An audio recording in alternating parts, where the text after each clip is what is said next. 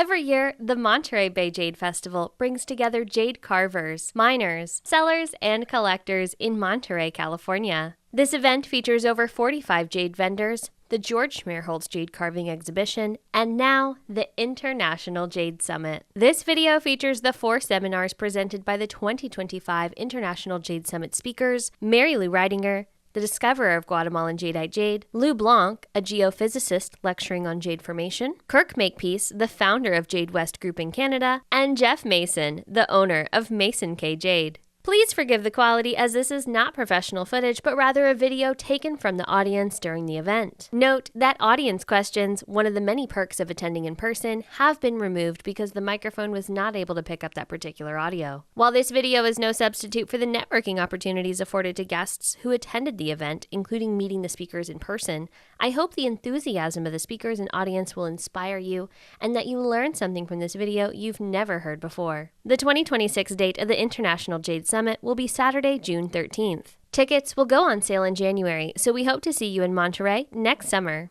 If you're looking for the video of the 2025 Monterey Bay Jade Festival, that link is in the video description.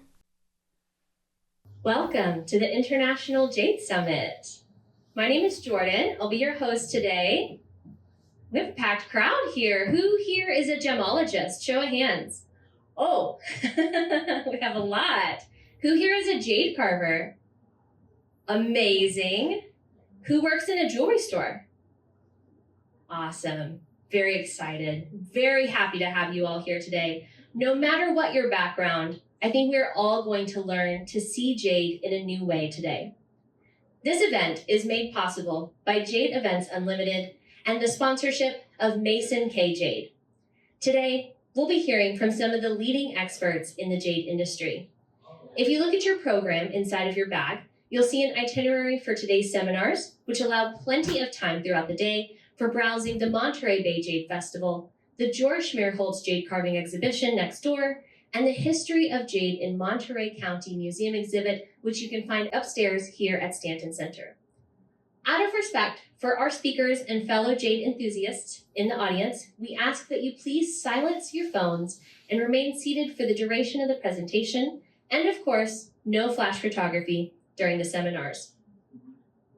Our first presentation will be from archaeologist Mary Lou Reidinger, co-founder of Jade Maya in Guatemala, along with her late husband, Jay Reidinger.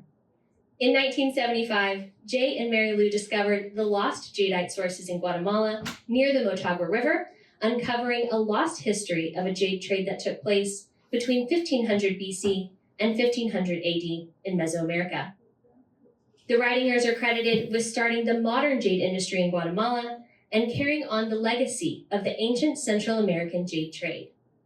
In 2008, Mary Lou co-founded the Maya Conservancy, a nonprofit dedicated to preserving Mayan archaeological sites and cultural heritage across Central America and Mexico. Without further ado, please welcome Mary Lou Reidinger. Yes, I think I'm the only archaeologist on the program today. Guatemala, I think everybody knows where Guatemala is, and the 2 squares there, the blue square and the other square, are along the Motagua Fault on the Motagua River, and that's where the jade is found. And I wouldn't be standing here today if it weren't for this gentleman, William Foshag, who was a geologist at the Smithsonian and who spent 10 years of his life in Guatemala trying to find the jade sources in Guatemala. He was an unusual man because he was a geologist trying to solve an archaeological problem. And most geologists, I think we know, are looking for gold and silver and petroleum and other things, but he was one who was really determined to look for the lost jade sources in Guatemala. He went back to Washington, D.C. and wrote mineralogical studies in Guatemalan jade, and he died in 1956, and the book came out in 1957, and my husband went to Washington, D.C. to the Library of Congress and the Smithsonian in 1974, and he got a copy of this treasure map. So without William Foshag, we never would have been on the trail of finding jade in Guatemala. And here we are on the trail of finding jade in Guatemala. This is 50 years ago, 51 years ago. And as an archaeologist, the way you do research is you ask the locals, they know. And we are asking the locals. So here we are. Actually, you can actually tell what time of year it is because it's the dry season. So this photo was taken in February. And we're standing there on the tectonic plate boundaries, and at my feet is a boulder of white jade.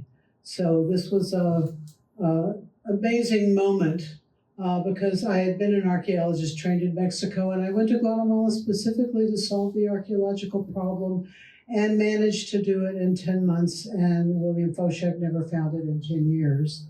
The reason William Foshak never found the jade in Guatemala is because he went to Berkeley in 1916, and at that time, if you talked about tectonic plates, you were thrown out of academia. It was considered voodoo geology, and until 1960, no one believed that tectonic plate theory was a legitimate geological factor. I went to graduate school in 1968. I knew about tectonic plates, so that gave me a huge advantage over William Foshak, but without him, I wouldn't be standing here today. So here we are. We were looking in the Motagua River Valley and looking with geological maps and looking for serpentine deposits because serpentine occurs in many regions where jade is found. So we were looking for serpentine deposits, but also along the fault lines. And here we are, back in 1974. Some of our best white jade actually has a black surface, and some of our best olive blue jade has a brownish surface, and some of our best white jade is black, and black jade has a white surface frequently. So you can't tell by looking at the jade what you're going to find on the inside. And that's one reason other archaeologists had not found it, is because they thought jade looked like what they saw in artifacts and in museums and in an archaeological context. It doesn't look a thing like what they thought it was going to look like. So here we are, our first pile of jade there. And one thing that we've stuck to for 51 years is we don't dig for jade. We only do surface collection. And unfortunately, people who have followed us for the last 10 years have been busy strip mining the tops of the Sierra de las Minas. But we decided by starting the jade industry and teaching the descendants of the Mayas to carve jade like their ancestors. And we decided to make replicas of pieces from 3,000 years of culture. And it's actually not just Maya, it's 7 different cultures over a period of 3,000 years. So we decided to create a market in Guatemala, create an industry for tourism. And of course, for 13 years, everybody laughed at us in Guatemala. And everybody said, we've never heard of jade from Guatemala. And Guatemalans would come in and say, you know, we know you gringos are crazy because we know we don't have jade in Guatemala. And what really changed that was Fred Ward in National Geographic, and thank you, Fred Ward. So we rediscovered the jade, and this is a little bit about the jades found with serpentine, aventurine, and chrysolite, and it was easy to confuse the stones, and because neither my husband or I knew very much at all about geology, we didn't know what we were looking at until a geologist friend said, you need to send off your samples to the GIA. And so we did in September of '74. And we found out that some of our samples were jadeite jade and other samples were not. So we had to differentiate and make piles of things that we were never going to sell as jade. Because when we started, a original sort of business partner of ours, had already sent out samples to 30 jade carving factories in Hong Kong and in the world. And he sent us samples of aventurine quartz. So in '74, when we first made our first trip to Hong Kong and decided we were going to try to sell our jade with our assays, every place we went, people would open a drawer and pull out an envelope from Guatemala and say, yeah, we know there's no jade in Guatemala, it's all aventurine quartz. So before we started, the reputation for Guatemalan jade had already been destroyed. Here's some jade on the surface of the Sierra de las Minas, up higher, where you can only get to by helicopter. And we learned how to do specific gravity testing using heavy liquids, and we learned how to figure out the difference, and I learned how to do it visually, and that's when Fred Ward came to Guatemala in 1985. He said, "You're the only person I've ever met in the world who can visually distinguish jade from non-jade." And I said, "Oh, surely you jest." No, he was right. So that's what the National Geographic cover is about being able to distinguish the jade visually, man versus machine, because he brought down the machine from the Jet Propulsion Laboratory, and that's part of the cover issue of National Geographic. And here we are. So we learned a lot right away about the way jade is sold in the world. We realized in Mexico, which has no jade deposits, even though there's millions of jade artifacts in Mexico, there are no jade sources in Mexico because they don't have any tectonic plate boundaries. So everything sold as Mexican jade is aventurine or serpentine. And we've been opening the market in Mexico, but it's still very, very slight. And what has happened in the last 15 years is carvers in Mexico are getting hold of Guatemalan jade and creating beautiful works of art. And that's really elevated the whole jade story in Mesoamerica, because now we have people who are creating art out of jade. Our whole focus was on replicas and basically craftsmanship, but not on art. So now we've, in the last 4 years, moved the story of Guatemalan jade to a much higher level. And here we go. There we go. There we are, September 1974. Those are our first assays. We were pretty excited.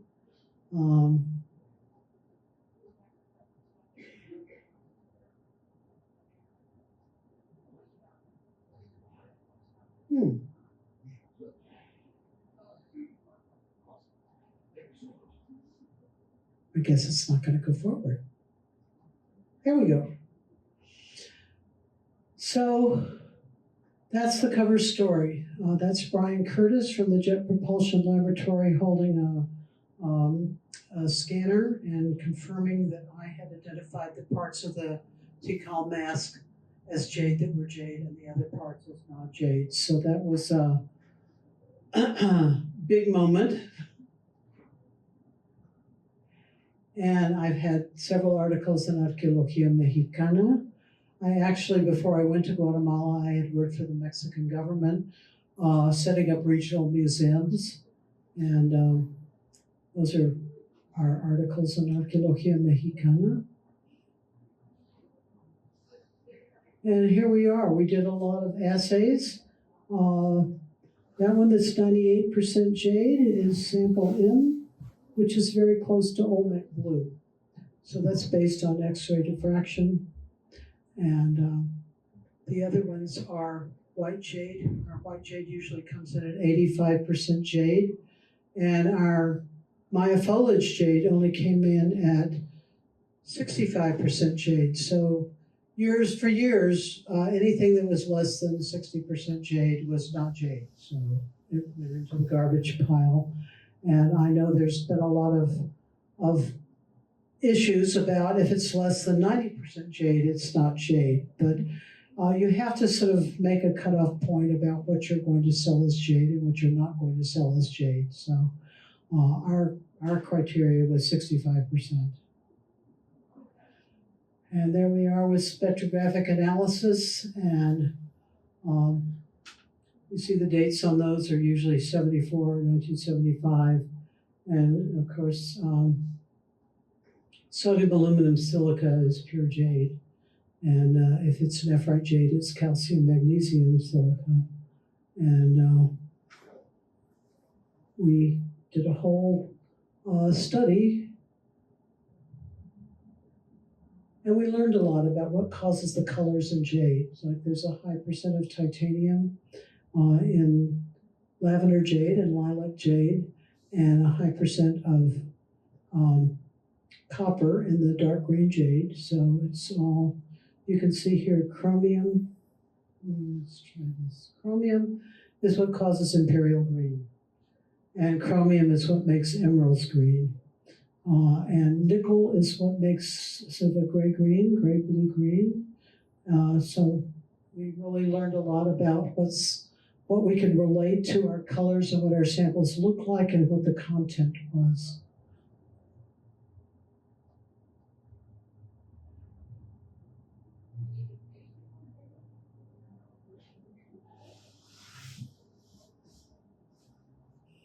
That still doesn't want to move.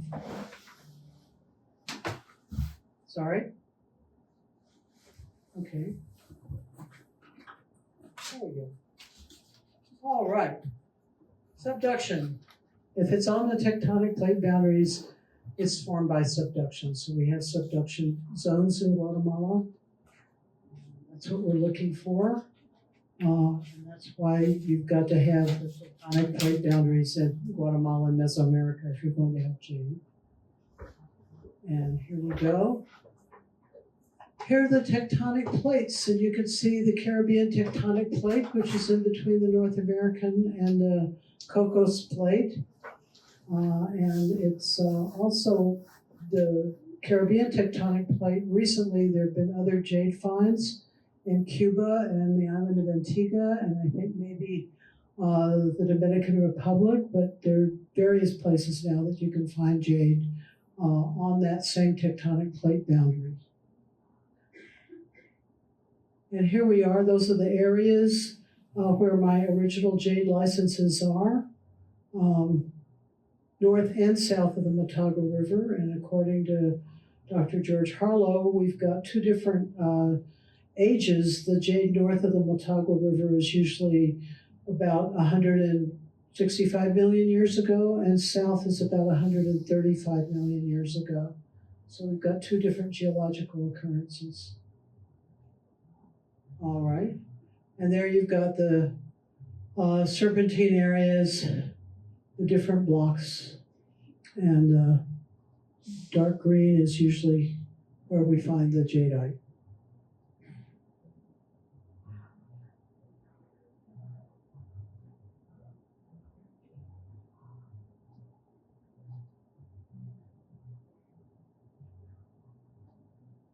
Neither one now.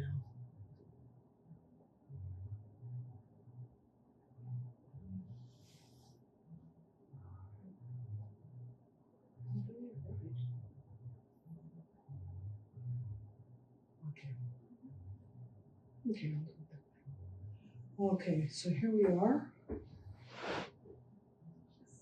Caricel Grande is an area we found ophisite. And then there was a lot of debate with the GIA and the Hong Kong Gemological Lab about ophisite.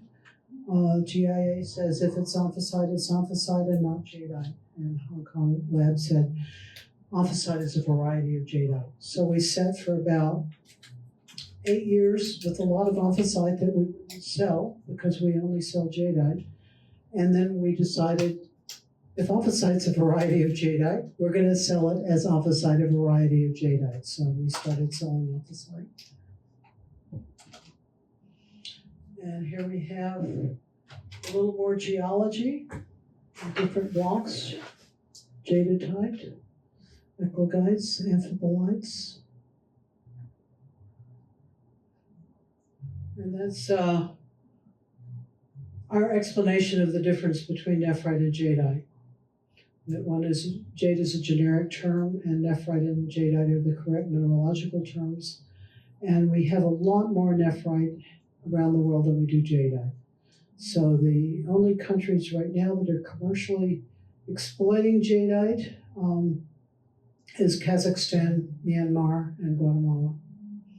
And I think so much has been happening in Myanmar recently that Guatemala has all of a sudden become the much more attractive choice for people who want jadeite. So we're getting a lot of international visitors and a lot of interest in China.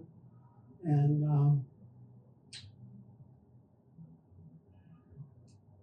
okay. I think most of you probably know most of this. I'll give you a chance to read it.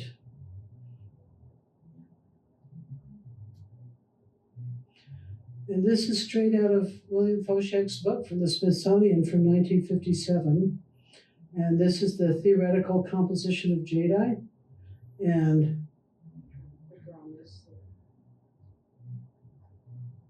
Burmese jadeite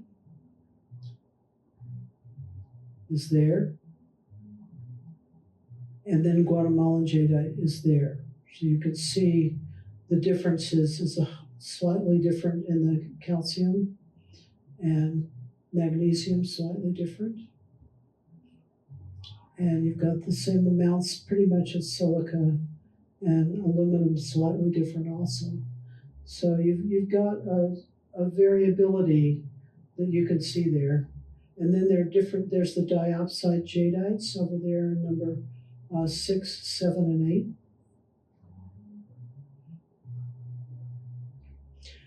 When I gave this talk to the state of China in Beijing, to the Gemological Institute of China, everybody wanted that chart because nobody had ever seen that chart before. So everybody was, can we get a copy of that? Can we get a copy of that? But that is William Foshak, 1957. And these are refractive indices. Burma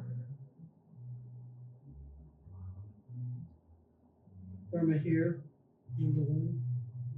Number 2 is type 3 jade for Guatemala. And then blue jade, type 2 jade, Guatemala, Mexico.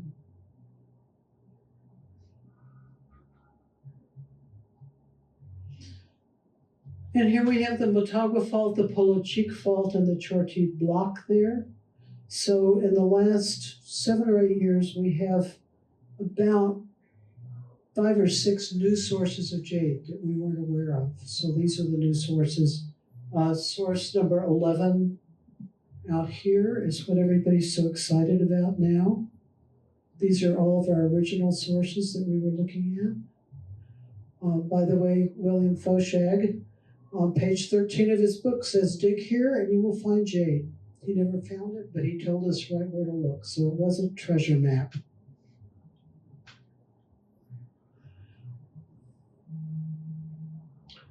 I think we all know about the Mohs scale. Jade is generally 6.5 to 7.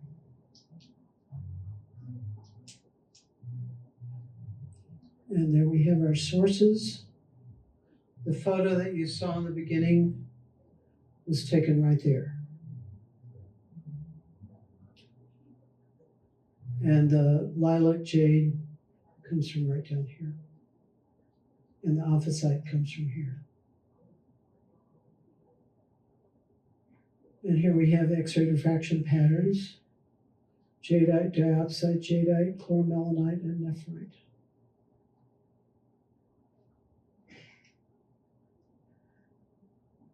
And we have jadeite under a microscope. You can see the crystals, crystalline. And nephrite is fibrous, so there's nephrite.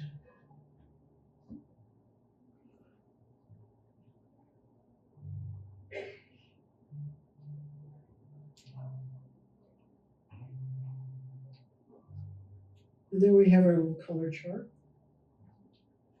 Pure white jade, which is what I'm wearing today, my bracelet. All of the different colors in white that make up the rainbow jade and the lilac jade and the various colors of green. And you can see all the way to pure black jade, which has got manganese and iron, the extra components in there that turn the white to the black, and the galactic gold jade, which is an unusual variety of jade that we got an assay from the GIA, said dark green jadeite with numerous metallic inclusions. So we sent the metallic inclusions to a lab in New York, and we got pyrite, maybe 75 80%, and the other smaller percentages were gold, silver, and platinum. So in fact, it does have 3 precious metals in it. Here we have some ophiolite, and that's galactic also. And translucency. Obviously, around the world, the more translucent, the more valuable.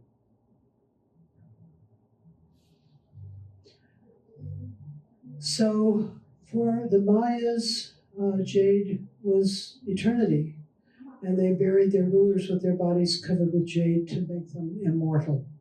So people began to believe that the jade was so hard to crush or melt or carve or destroy that it was the stone of immortality and eternity, and then they began to believe that that quality of eternity could transfer from the jade to the wearer of the jade.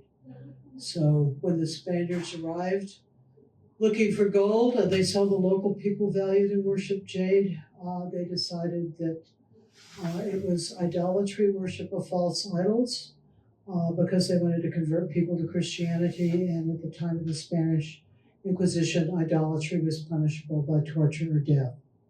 So within 20 years of the Spanish conquest, all knowledge of jade was lost. And in fact, that is an Aztec painting showing Cortez with the ambassador from Moctezuma, the Aztec emperor in Mexico City. And it wasn't a big necklace like that was handed to Cortez, according to Bernal Diaz del Castillo, who was the chronicler standing next to Cortez at that moment. He was offered 2 imperial jade beads by the ambassador from Moctezuma, and said, each of these jade beads is worth 2 loads of gold. And Cortez, being a Spaniard, said, yeah, right. But Bernal Diaz del Castillo was standing next to him, and he saw what the importance was of jade to the Aztec people. And let's see the next page here. I'll go back to that. So we have, obviously, Han Dynasty in China. They believed the same thing, that if you covered your leaders' bodies with jade, they would become immortal. So this is a Han Dynasty emperor, 2,641 plaques of nephrite jade covering every square inch of his body, jade boots and jade gloves. So he's not taking any chances on missing out on immortality.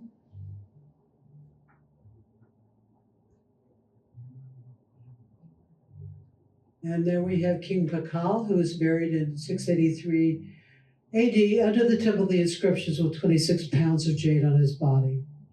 And they believed so strongly in Pakal's immortality that there was a speaking tube for the temple up above, going 5 stories down directly into his sarcophagus, so the priests up above could communicate with the immortal Pakal. So they were talking to you, Pakal, you were immortal. And this is a very early, one of the earliest artifacts found in Mexico in the Olmec period, about 1200 BC.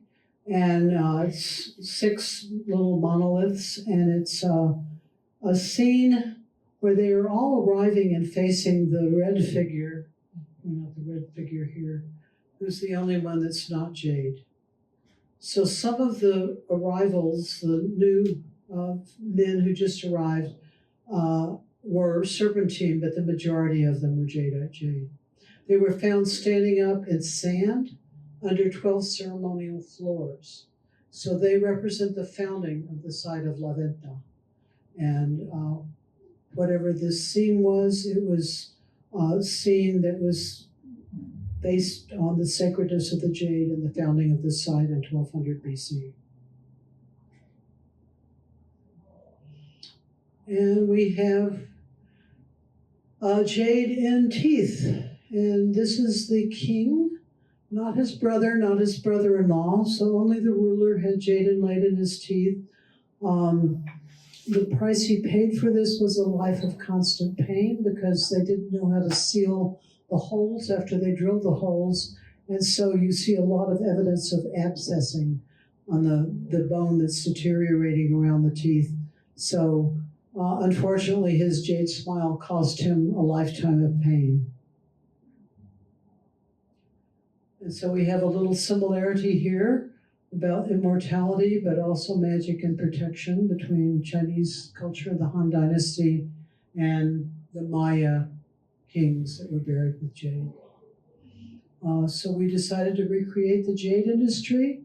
We decided at the very beginning that the jade doesn't belong to us, it belongs to the people of Guatemala, and that our role was to bring back the story of the jade to Guatemalans who didn't know they had jade, and that part of their history had been totally erased.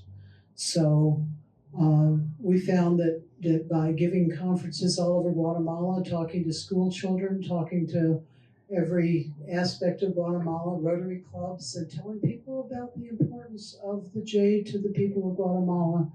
And now, 51 years later, I would say a very high number of people in Guatemala now know that they had jade in Guatemala for 3,000 years.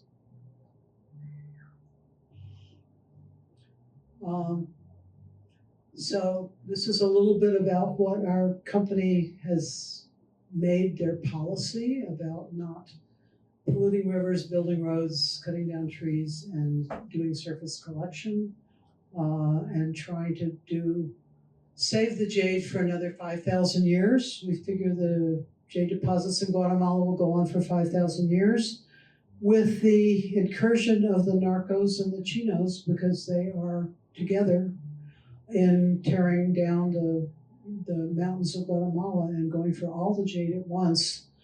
Maybe in another 15 years, there will be no jade left in Guatemala. So it could be the same story as Myanmar, and that's what we're trying to avoid. So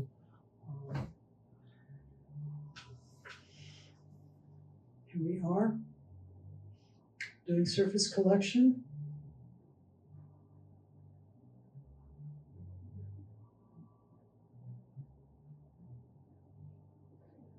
And there's the National Museum of Anthropology, which is, they in Mexico have decided to make replicas of original pieces, and all the original pieces that we've made replicas of from museums around the world, we get the museums to authorize our replicas as authorized museum quality replicas. And that's me with the Tikal mask.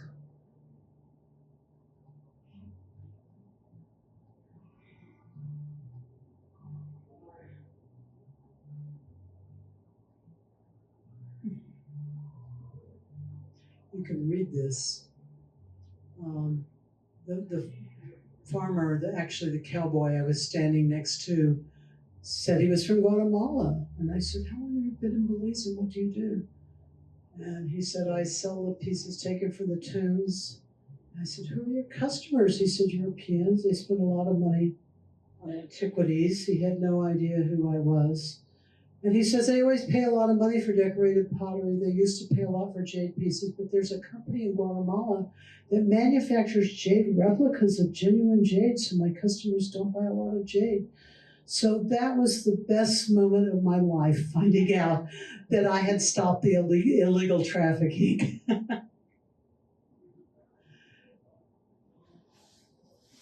And this was an amazing day when this mask, actually made from steatite, was stolen from the Museo de la Democracia. And usually when a national treasure of Guatemala is stolen from a museum, within 24 hours it's on the art market in either London or New York. And this particular piece came to me, and I called the cops and had the seller arrested. But it's also the first time that anybody ever returned a national treasure to Guatemala. So I'm very proud of that moment.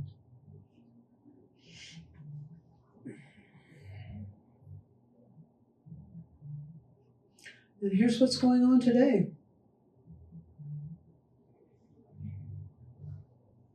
It's beginning to look like Myanmar.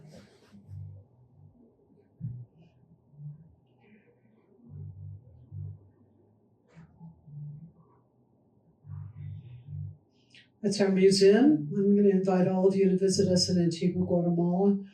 And we're going to have our first tour of GIA alumni. Charles Carmona is here in the audience, and it's going to be organized by Charles Carmona. And it's going to be November 3rd through 8th. And hopefully it'll become an annual event where GIA professionals can come to Guatemala on a tour that's going to specialize in jade. So come visit us. We hope you will.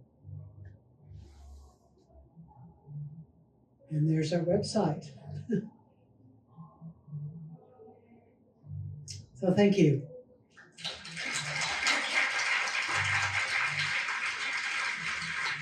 Mary Lou, before we open up the floor for questions, could you talk a little bit about your very unique experience having discovered the Guatemalan jadeite deposits and then no one really believing you?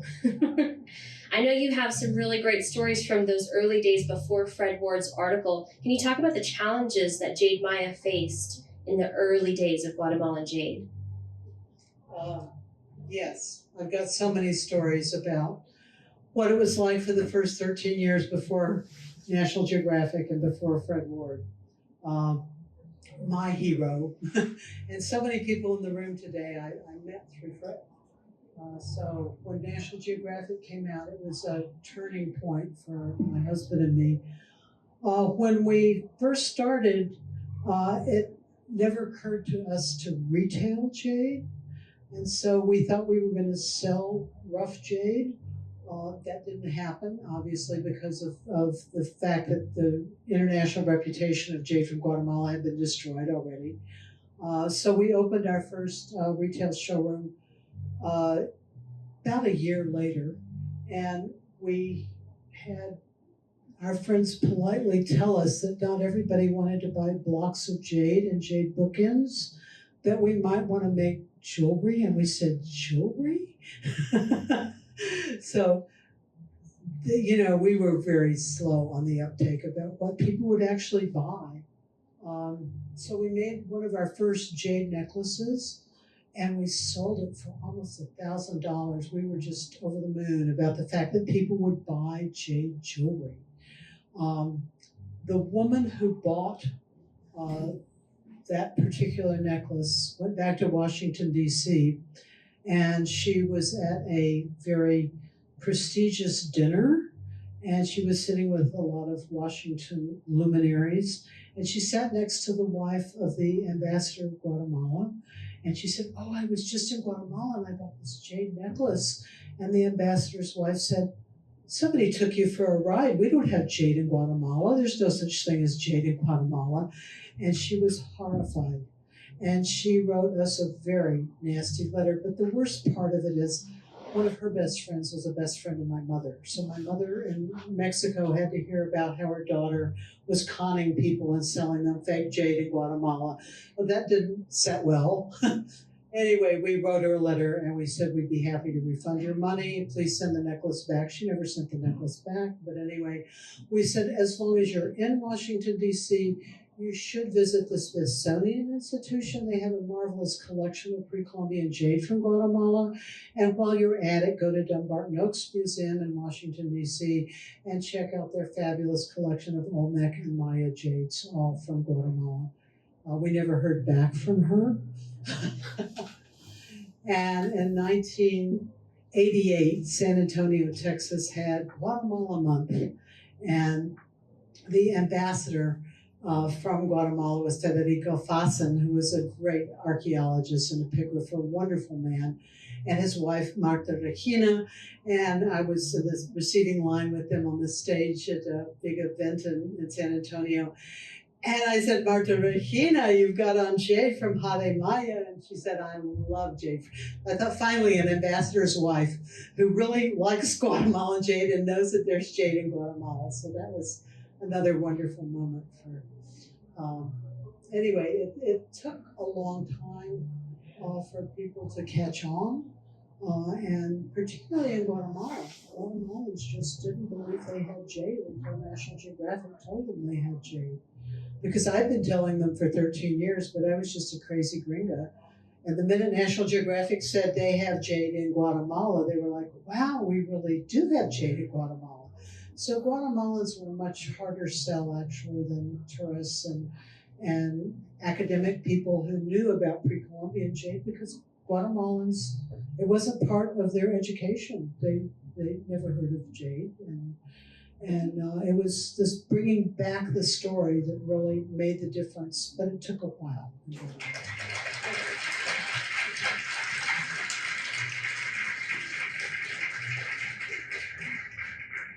Thank you for that fantastic presentation, Mary Lou. Everyone, you should have received a lunch voucher when you picked up your name badge. It might be in your tote bag. It might be in the back of your name badge. This lunch voucher can be used outside. There's some food trucks on the premises near the band.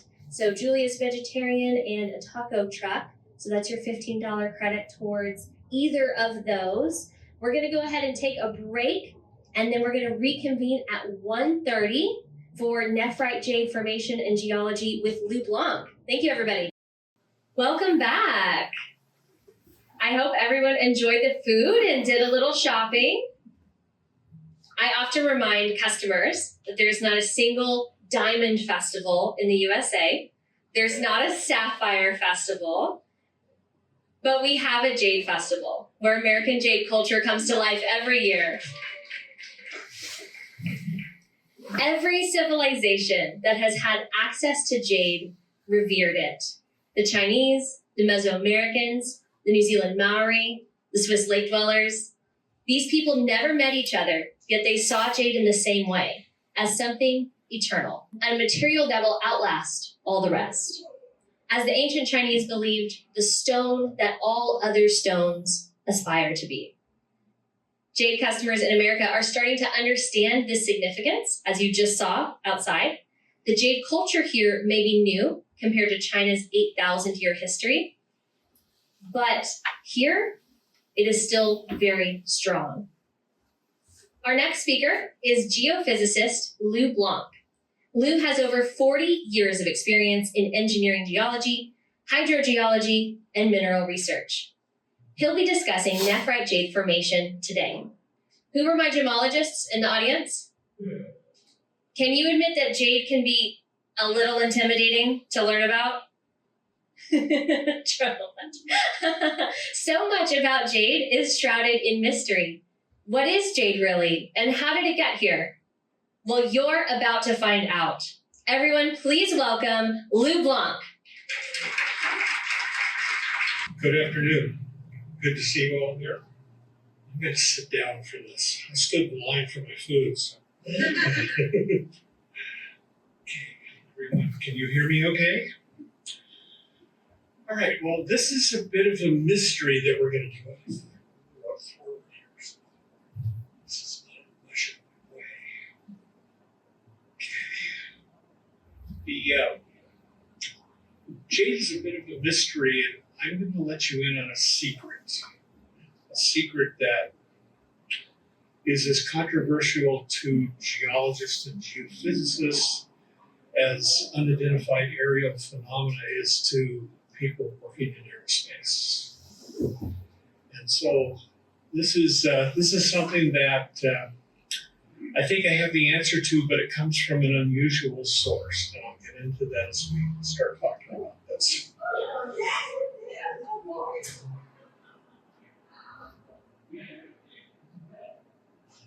Okay.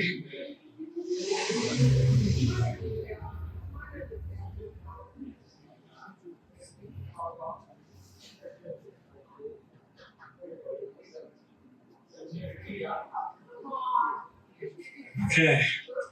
Now I know the answer. This is jadeite forms at a higher pressure than nephrite.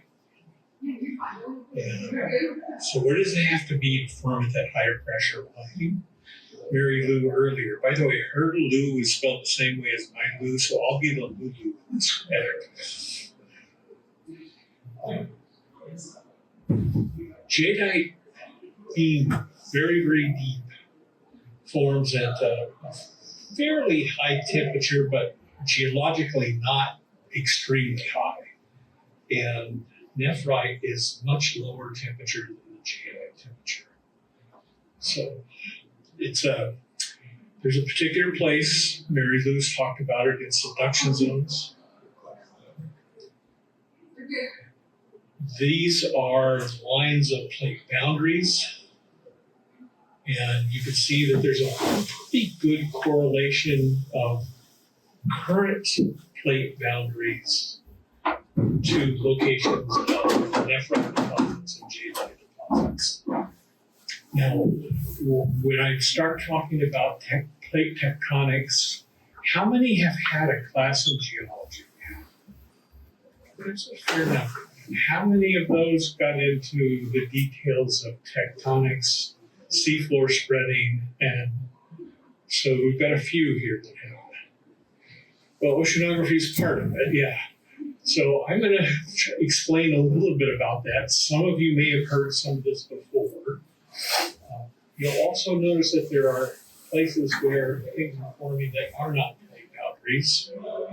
And there could be a couple reasons for that. There might be a type of deposit that forms where there is not a plate boundary. I think it's pretty rare if that's the case. And some of these may be paleo or historic plate boundaries that we're seeing stuff on the surface nowadays. And so some of these will take a little more investigation to figure that out. As Mary Lou mentioned about Guatemala, there were two areas that they found her jadeite in. And if there was a subduction zone, it should have only been one area unless there was some kind of a double subduction zone, which is possible. So here we are, seafloor splitting, plate tectonics, oceanography. The key to this is the mid-ocean ridge. So here we have new magma from all the way down in the mantle coming up, forming new oceanic crust, pushing out on both sides. And as that pushes out, the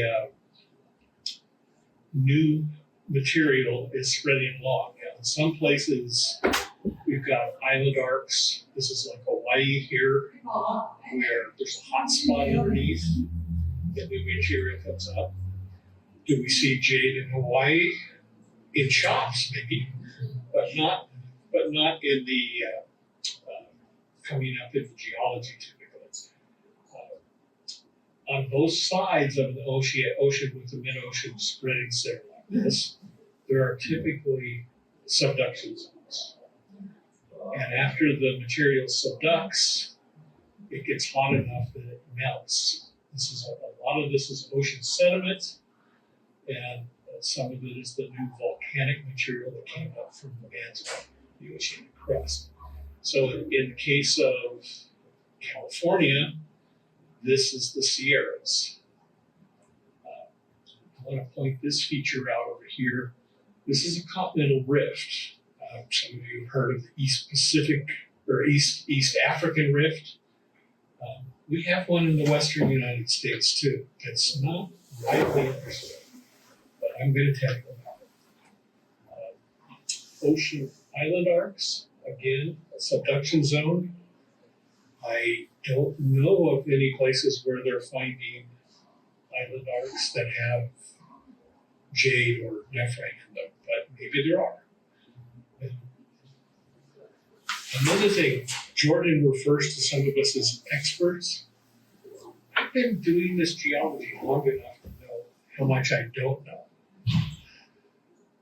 So I know there's a lot of things that change as we learn more. And I can just tell you how much I know at this point. And I'm probably learning or losing information at my age compared to what I've known. But I do know that up to this point, I probably know more than most geologists have known. So we'll go from there. At these mid-ocean ridges, we have new material coming up and forming new oceanic crust. We know that is spreading out on either side of these mid-ocean ridges. because there are paleomagnetic stripes in the ocean floor that were found by the anti-submarine warfare in World War II. So these ended up getting mapped, and as time goes along, there's a mirror image on both sides of the mid-ocean ridges as the polarity of the poles reverses, and we see the polarity in the oceanic crust as it goes through the Curie point, holding on to that magnetic field. So a lot of this has been covered already, but jadeite, a lot of it from Myanmar, part of the Burma, and as we heard earlier, Guatemala, where it has less of a political issue than Myanmar does. And then there's a few places that it occurs: Japan, Russia, the United States.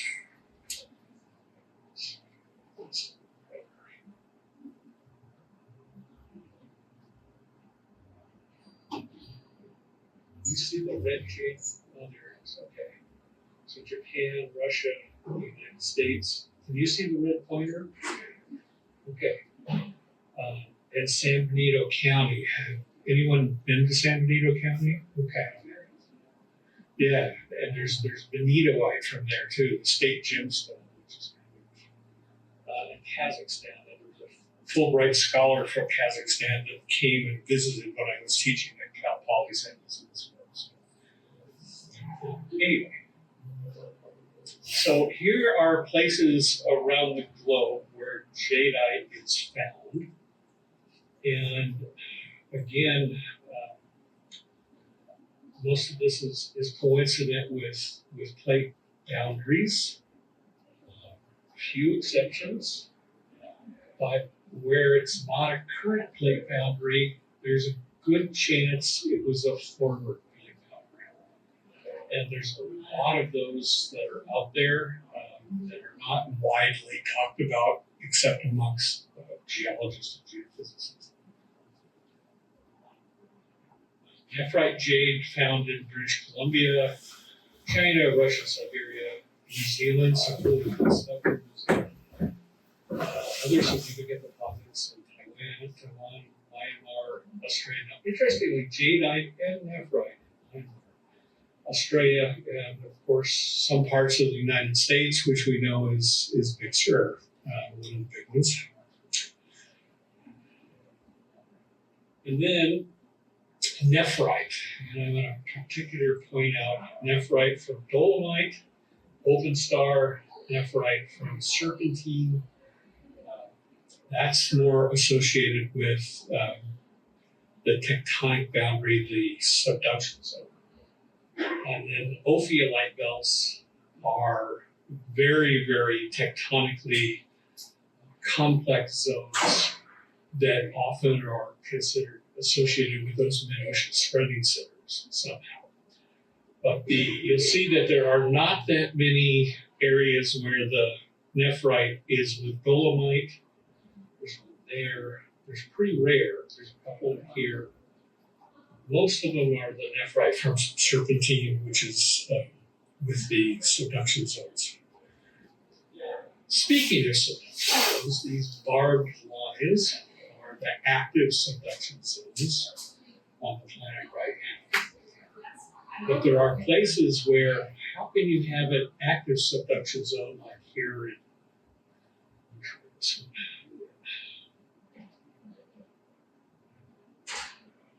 Two laser pointers, none of them will work. There we go. This is the Pacific Northwest, and then we have down here in the Guatemala area of the Cocos Plate. And the area in between obviously had a subduction zone at one time. But where is it now? Well, part of that is the San Andreas Fault. And how did the San Andreas Fault get there? And what does it mean that it's there? And what happened to the jade that was there with the subduction zone previously? That's an interesting question. So we'll get into that. Jadeite forms under very high pressures. 10 to 25 kilobars, that's megapascals. Again, this is subduction zones, so that's one of the keys. And here we have depths of 20 to 120 kilometers. That's pretty deep. That's pretty deep. And with my legs, I wouldn't want to have to walk that far. So, green schist facies, which is pressure temperature facies in geological rocks. We have a pressure range from 1 to 7 kilobars. This is where nephrite forms, and that's 300 to 450 degrees centigrade. Okay, so here's the pressure temperature diagram. Pressure, temperature, and centigrade. Nephrite is typically in this green schist facies area. Jadeite is a bigger area, but it's down here in blue schist and almost into the eclogite. And it's actually a bigger area here and goes deeper.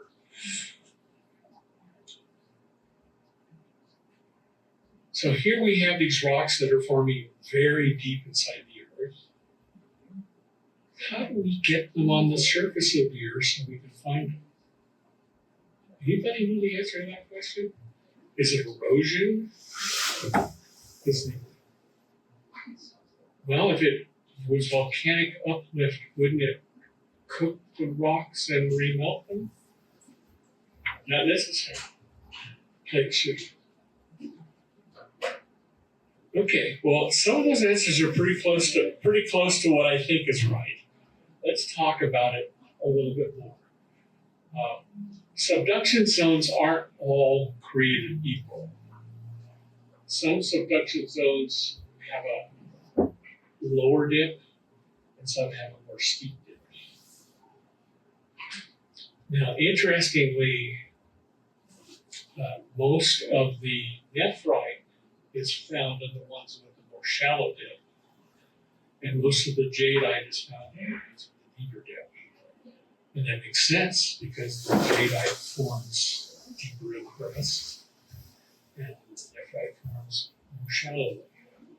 So I'm going to tell you a little bit more about what's happening here in California, and then try and extrapolate that to other parts of the world. Both nephrite and jadeite are they have distinct chemical compositions. Jadeite is sodium-rich aluminous pyroxene, and nephrite is calcium and magnesium-rich amphibola.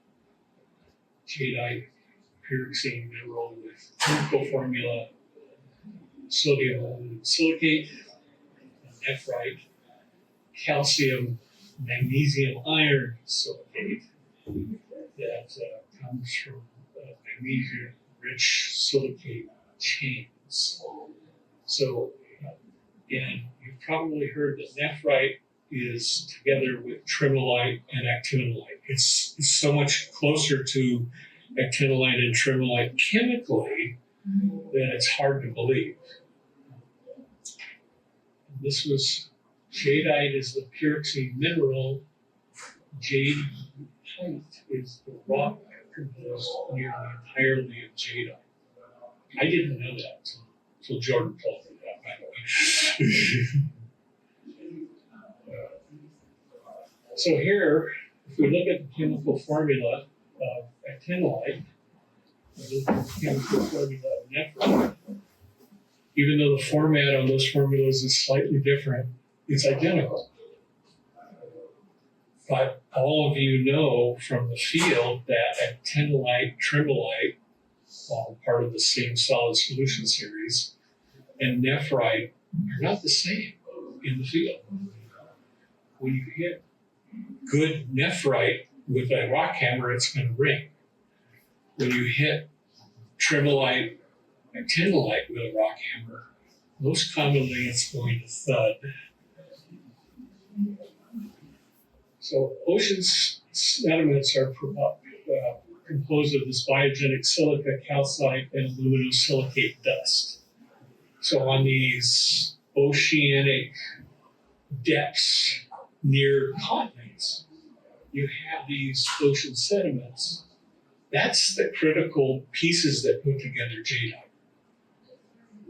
If you're out in the mid-ocean ridge, if you're out in a volcanic island arc, you're out around Hawaii, you're not close enough to the continent where you get the sediments coming off the continent from erosion that can turn into the jade. The jadeite that comes from those continental rocks, and then the iron manganese that's in the nephrite is going to come more from the oceanic crust, which is more volcanic. So, close to the continent, we get jadeite that's forming down here, and anywhere in any subduction zone, potentially you can have nephrite forming. But why don't we find it everywhere? If there's a subduction zone.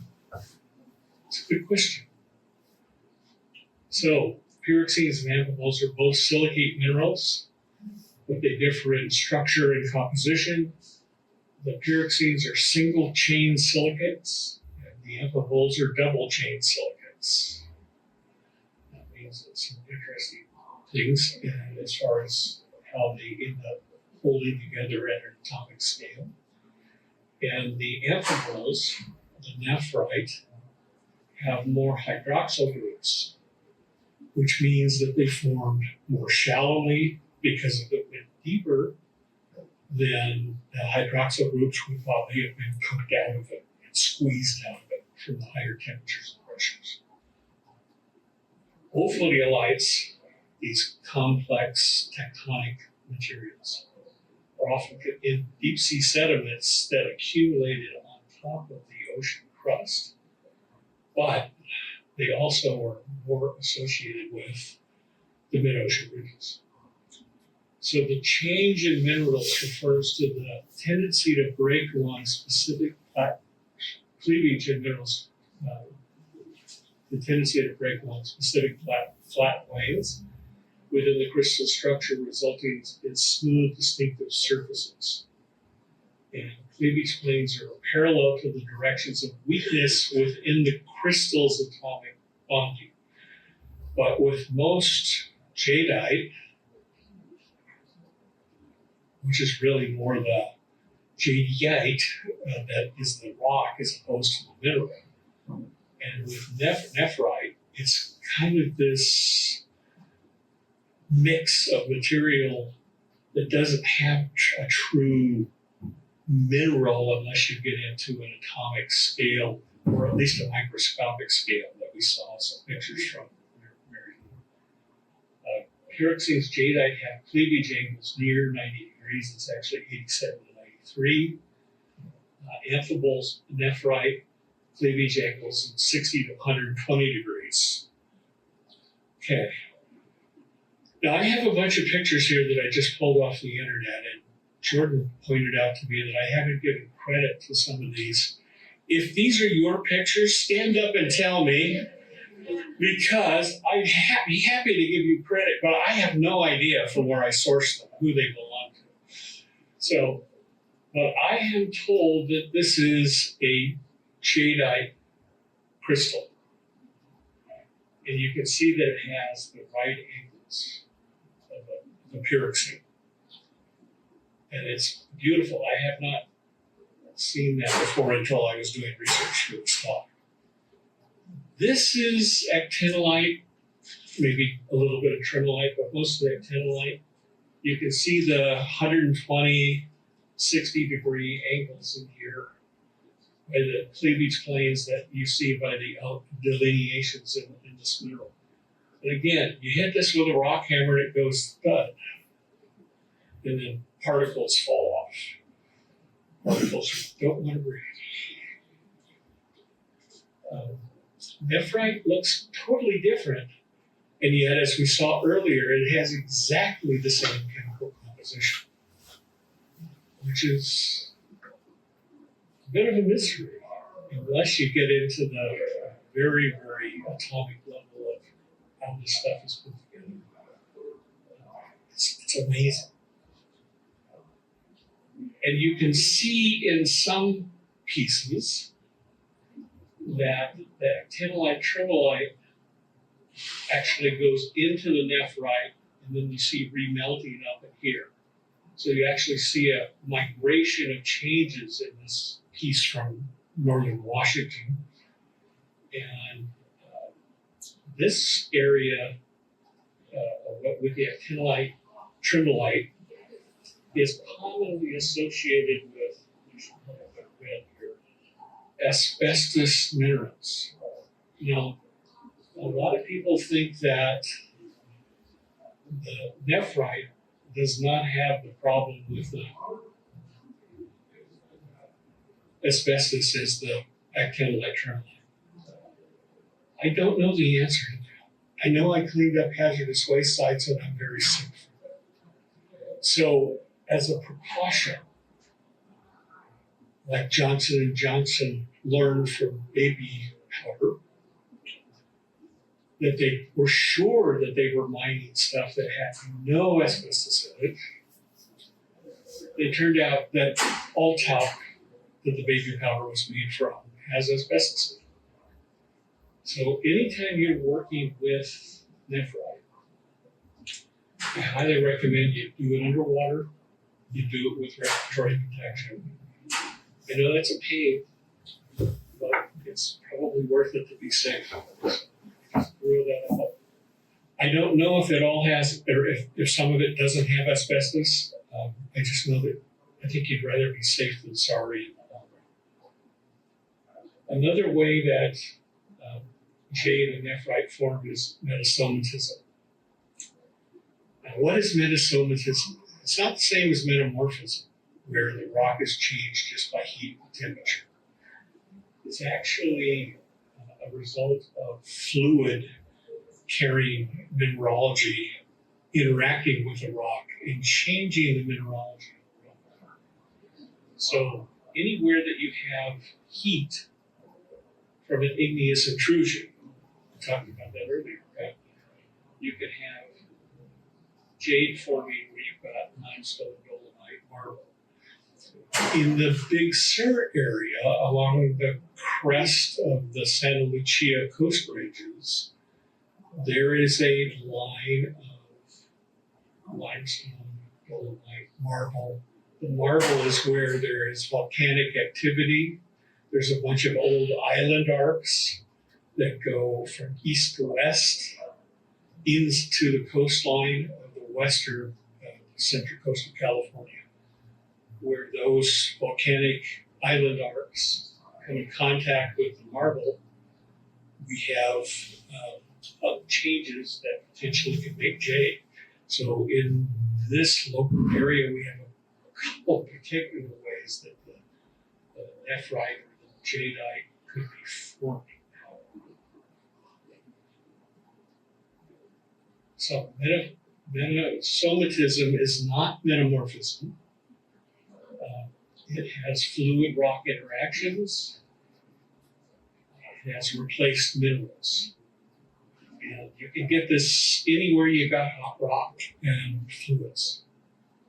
So, but almost every subduction zone has metasomatism also. So how many of these exist without a subduction zone? I think it's very few. But I'm not sure that we've looked at all of the places to see if there's an old subduction zone. But look at how many places here have the hot. We've got the stuff melted from the subduction zone coming up in here. So over in this area, we could have potentially jadeite. In the Hawaii area where they have the hot spot, we have the potential for it to form. In the mid-ocean ridge, even in here, there could be metasomatism. Out in the island arcs, we could have metasomatism. But how many times do we find jadeite and nephrite in these locations? I don't know of a lot.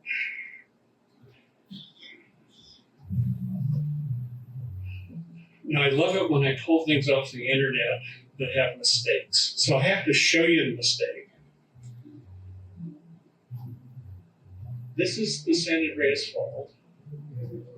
And the San Andreas Fault is a right lateral fault, which means if you stand on one side and look across from the other side of the fault, it should be going to the right. Obviously, there's error. The whole plate is moving to the northwest. So that arrow are exactly backwards. But the red are many of the tectonic plate boundaries. And what makes these plates? They're lighter and cooler than the mantle underneath. So these are like the ice cubes floating on top of the water of the earth. So they have a buoyancy to them. Point you over here.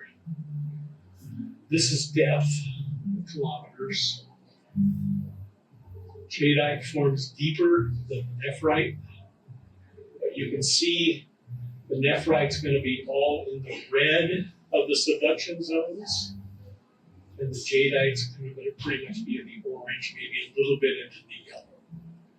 But these are all the places from a tectonic standpoint where you see the red and the orange, where we have subduction zones where we could be forming nephrite and jade.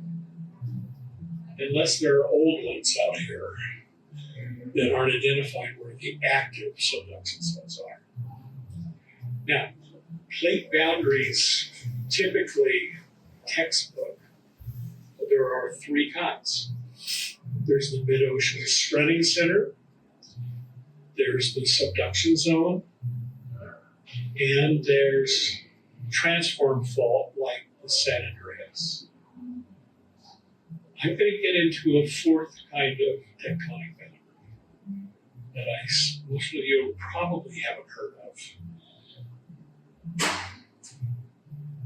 Ophiolite belts, again, are mafic, ultramafic. This is where a lot of the material that can turn into nephrite forms. So they are thought to form at these mid-ocean ridges.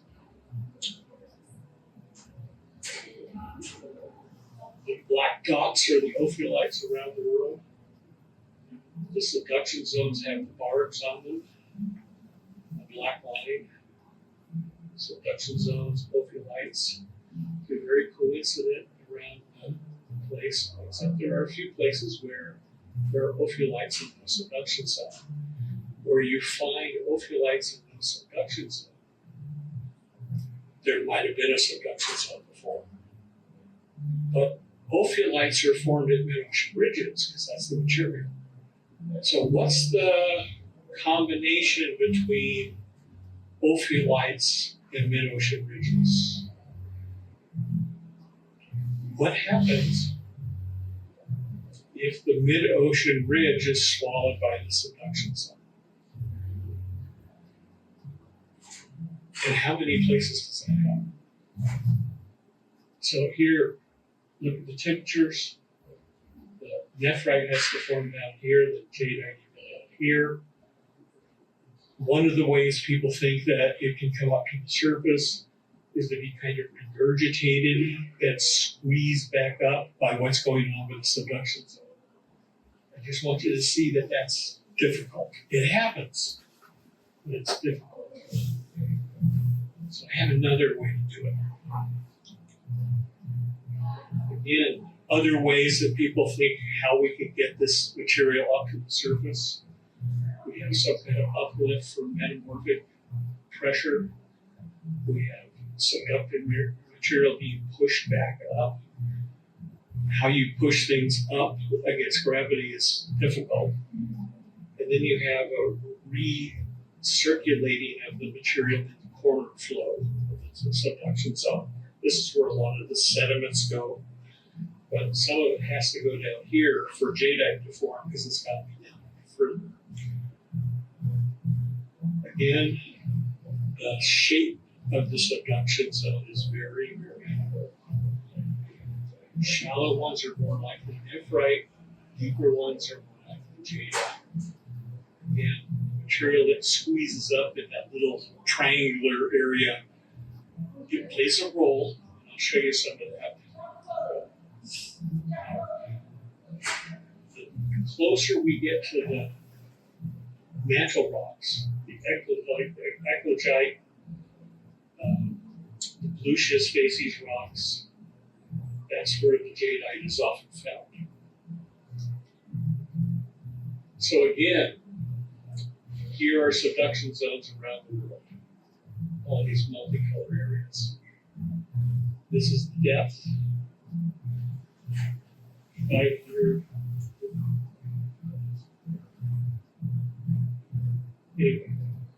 Yellow is the color all around the world. We're probably finding the nephrite and the jadeite forming. So we're about subduction zones, big earthquakes up in the megathrust area. We've seen this before.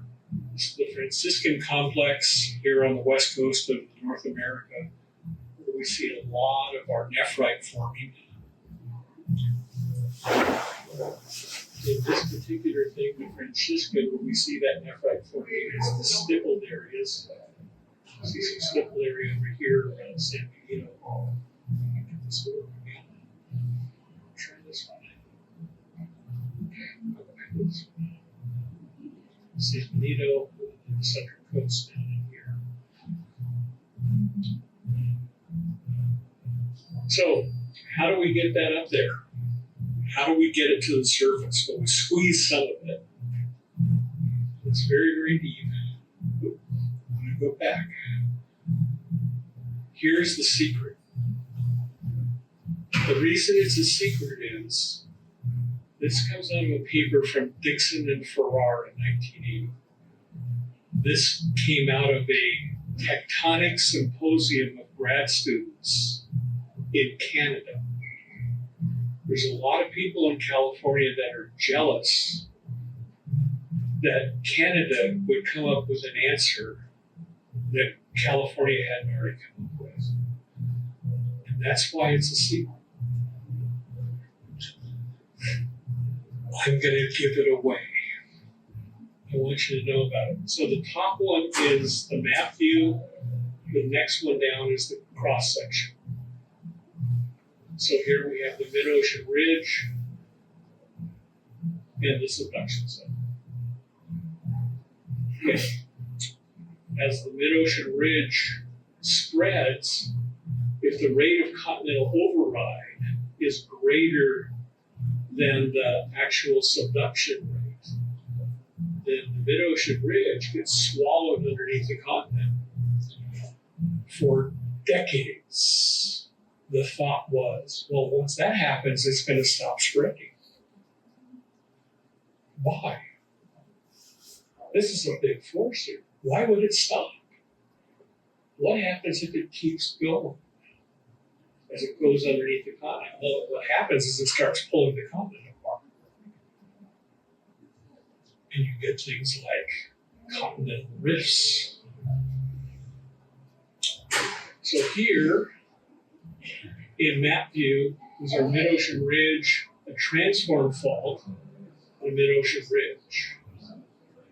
And as that goes underneath the continent, it starts pulling pieces of the continent west of where the mid-ocean ridge went, starts flowing or moving as it sticks to the underlying oceanic crust.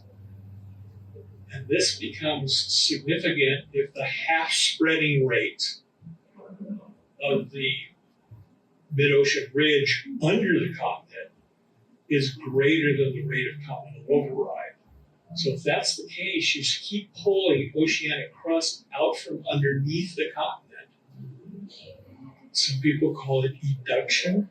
Some people call it abduction. It's a new type of plate boundary. There's going to be nomenclature arguments for decades over this.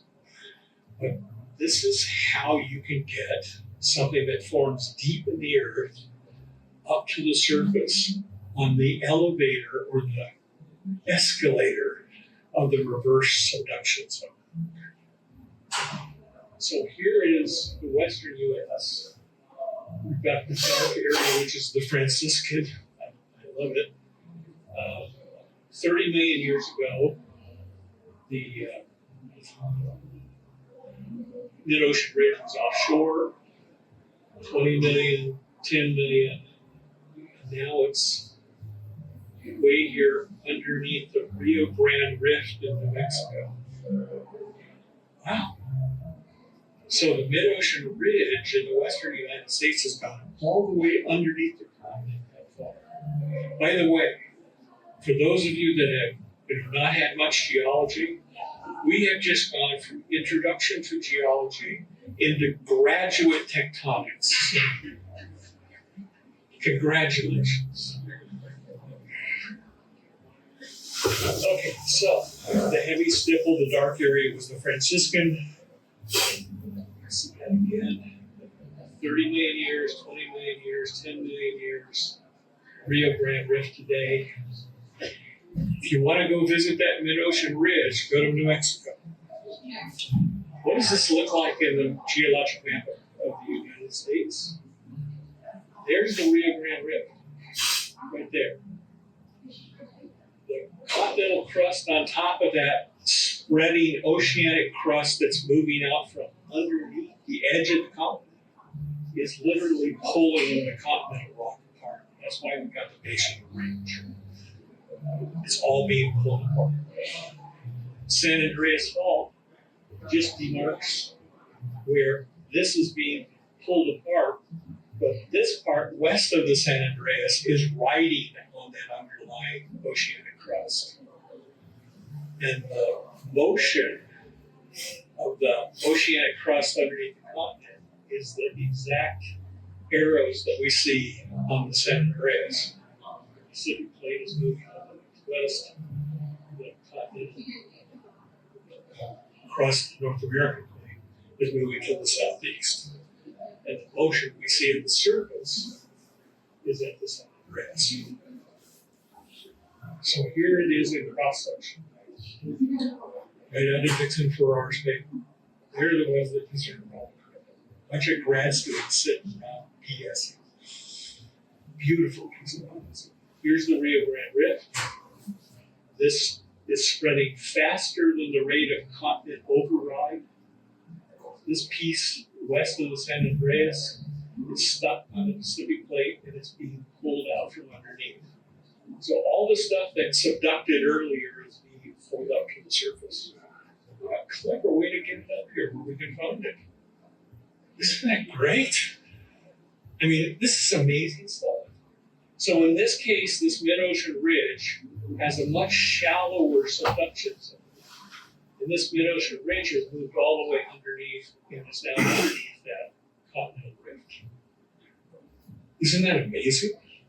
And we have a new type of plate boundary, eduction or abduction, depending on whose paper you want to believe. What this has done to the western United States. The other thing that's amazing is those of you that have crossed this country know how flat and low-lying it is to the eastern part of the United States and how much higher everything is, the mountains are and all that on the western United States. Why is that?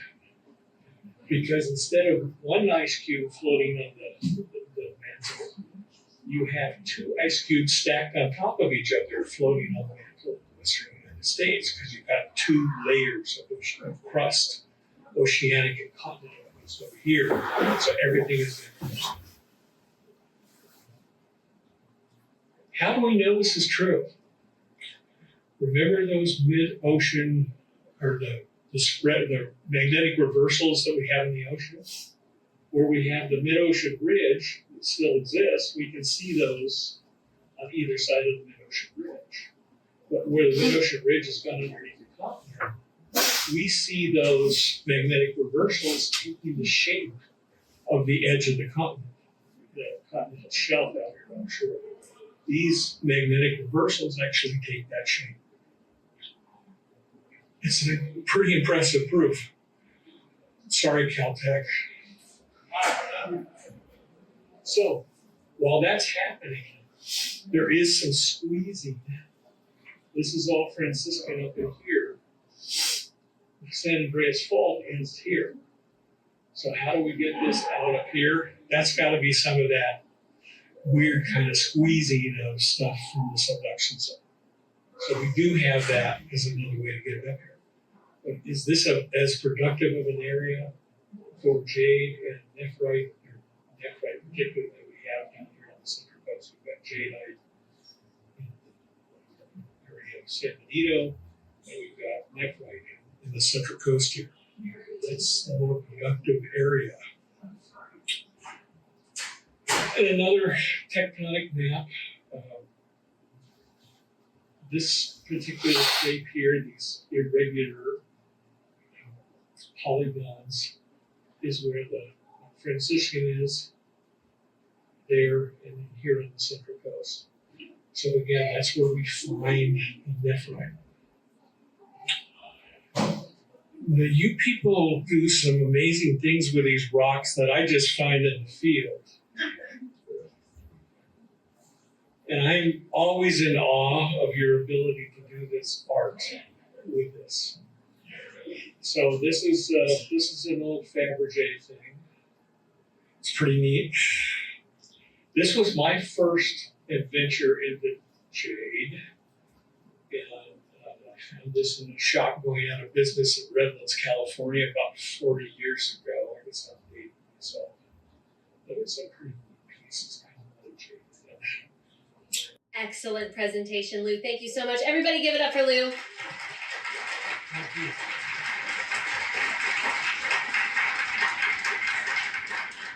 In ancient China, legend says that women would actually walk barefoot through the rivers at night, attracting the yang energy of the jade so that they could find it. With no understanding yet of chemistry or geology, the true origins of jade were not known for thousands of years. How fortunate are we to live in a time where we have access to so much knowledge? And it's a lot. That was a lot of knowledge.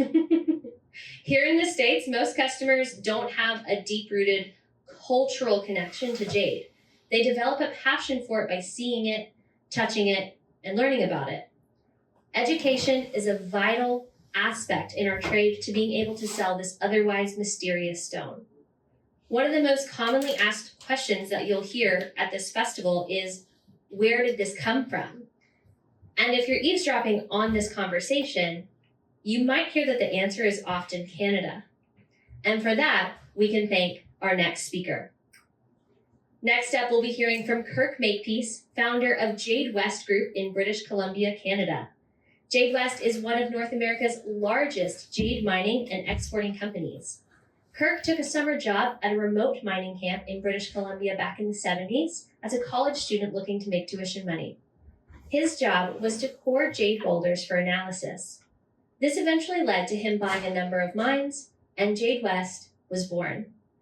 Today, Kirk is going to tell us about Canadian jade and its significance in the international jade industry. Everyone, please welcome Kirk Makepeace.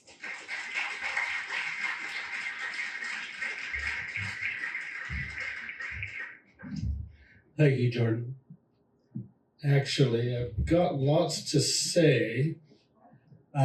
So before I forget about it later, I'd like to thank Jordan very much for the organization of this, and Hunter for the presentation help that we're getting here today.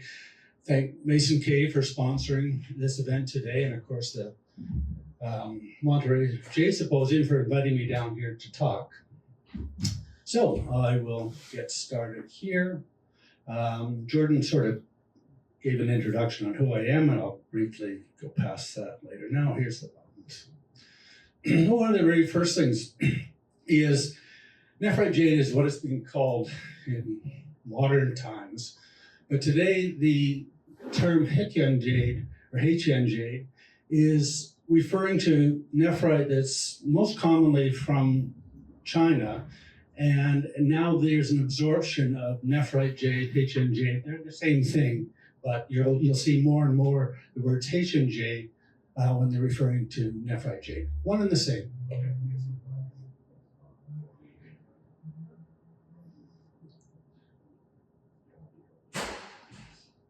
They asked me to come up with a theme for my presentation, and this is what I chose: the subtle beauty of nephrite jade. It's not a bling thing.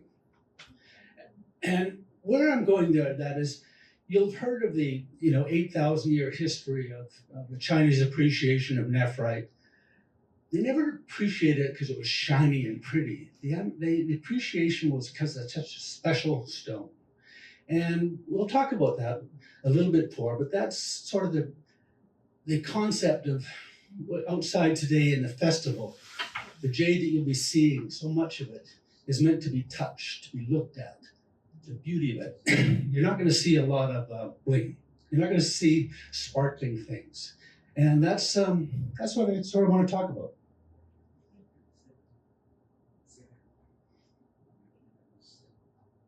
Okay, I got this figured out.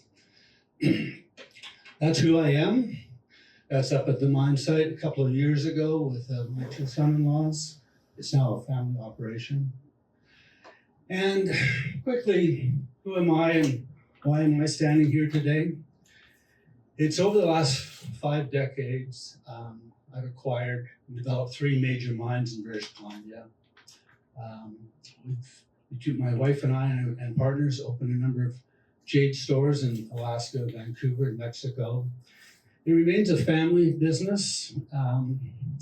And during my career, I spent a lot of times traveling to Asia, trying to explain what Canadians' nephrite deposits were and the position that they play. And so that's what I've been doing, and that's, again, why I'm up here today.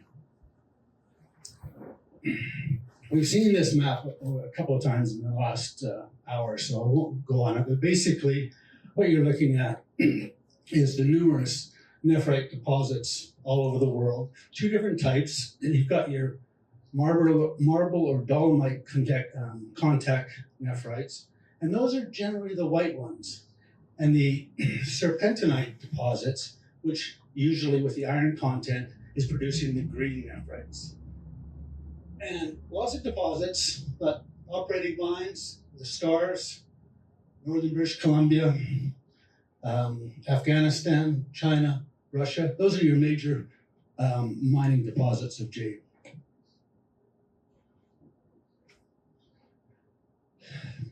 This is our location in northern British Columbia. And what we're seeing here is massive serpentinite deposits. That bright green, it's not the jade, it's the serpentinite. And this has allowed us to discover the jade because it's the contact zone where the serpentinite is hitting the other host rocks that we'll find jade. So anyway, just a photo taken by my daughter Natalie of the beauty and the ruggedness of where we're mining.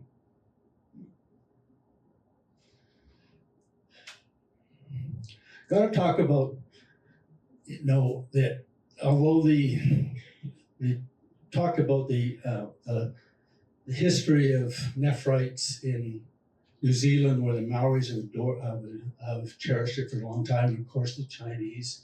It did exist in North America, but not to the same degree.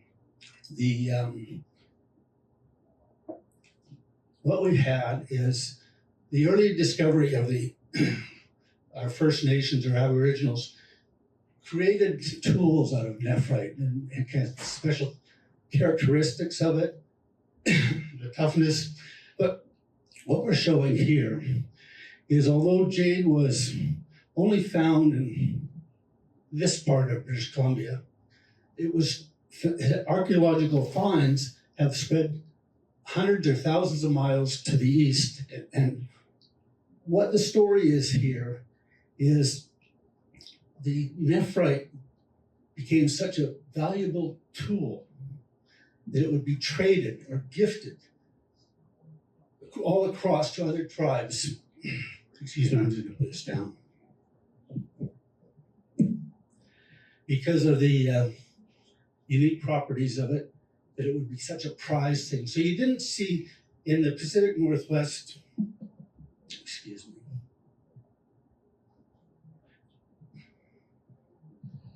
Thank you. I don't know, remember the directions on what I was supposed to do here.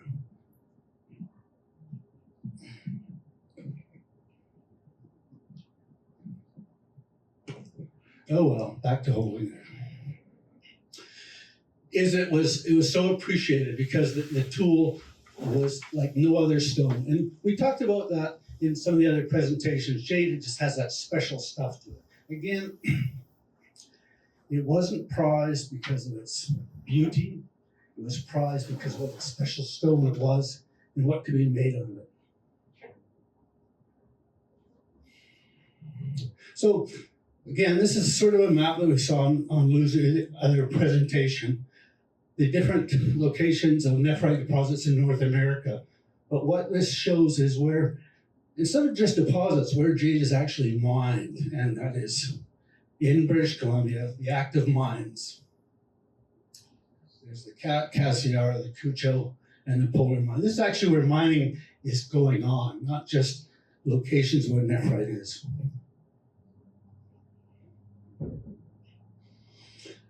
Some of the different, every one of our mines is a serpentinite contact zone, but each of the mines produces different types of jade with individual characteristics. So what we've got here, just showing that here they all come from British Columbia, but each of the nephrites is uniquely different.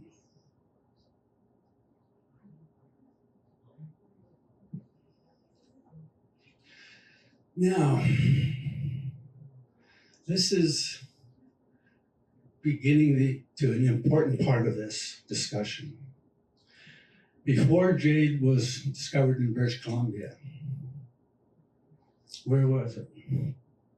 Well, you've got mining in Siberia and Russia since the 1800s, Maoris in New Zealand, 1700s, some in Alaska in the 1960s, Wyoming in the 1930s to the 60s, Big Sur mining, 1960s. And by and large, where nephrite was mined was China.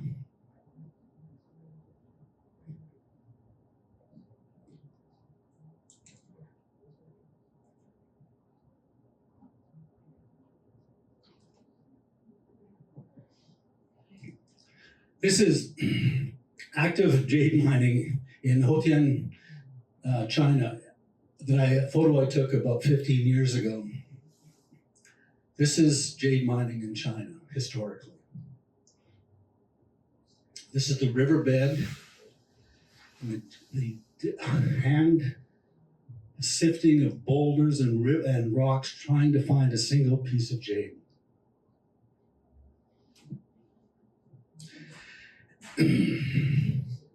This is fake. This is a fake photo.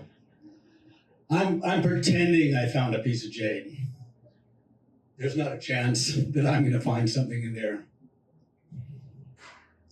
However, this is a lucky miner, and that's the piece he found while I was there. That's it. Needle in a haystack.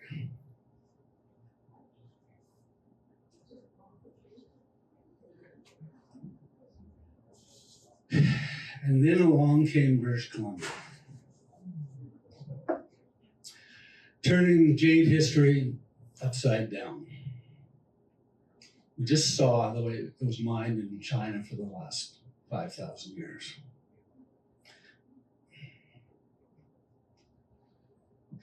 In a short period of 5 years, 3 major discoveries in British Columbia occurred. The Cucho mine, the Cassiar mine, and the Ogden Mountain mine. In a short period of 5 years, prospectors located jade on a scale that had never been seen before. And of course, I'm speaking with nephrite, and I'll always confuse, or not confuse it, but when I say jade, I'll be talking nephrite. 5 years versus 5,000.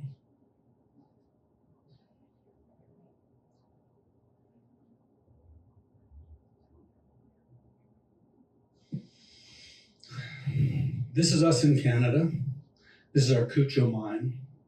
Extremely remote. And again, what we're doing, and again, I could use the pointer, but I'm the kind of person that like to use my hands. So here's the contact zone between nephrite and serpentinite. And we're here up on top of the mountain. Again, Mary Lou might not appreciate it, but the only way we're going to mine jade is with heavy equipment. You cannot break this stone out of the mountains without heavy equipment.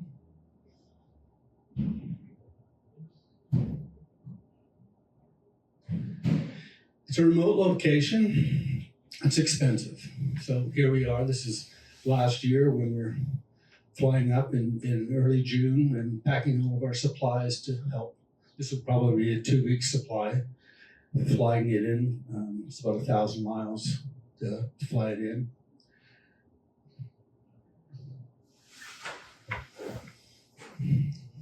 And this is what we're looking for.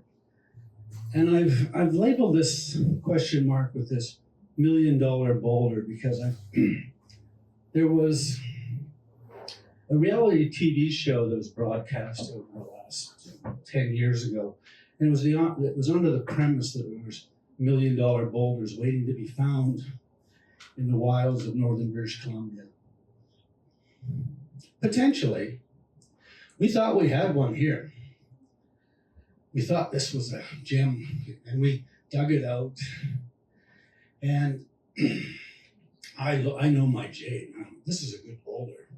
And so we went to elaborate efforts of getting it out and cutting it up with wire saws. And it remains about 1 mile from where we found it, because when we cut it open, it was worthless. It's jade, but it's worthless. So this folklore of $1 million boulders being able to be found, it's more like that needle in the haystack that we saw in China. But we do find the odd good one. I mean, this is a rare one where the glacially deposit boulder had polished the surface. And that was actually, I think it was about a 12-ton boulder. Traditionally, what we're using is how we're mining it. And this hadn't changed since the early days when I first started. This is my son-in-law, Matt. And we're using a little portable diamond drill to drill the boulders to find a core. And again, there's a fair amount of nephrite up there, but only the smallest percentage is worthwhile bringing back out to market. It's 100% solid nephrite, but it's got to look good.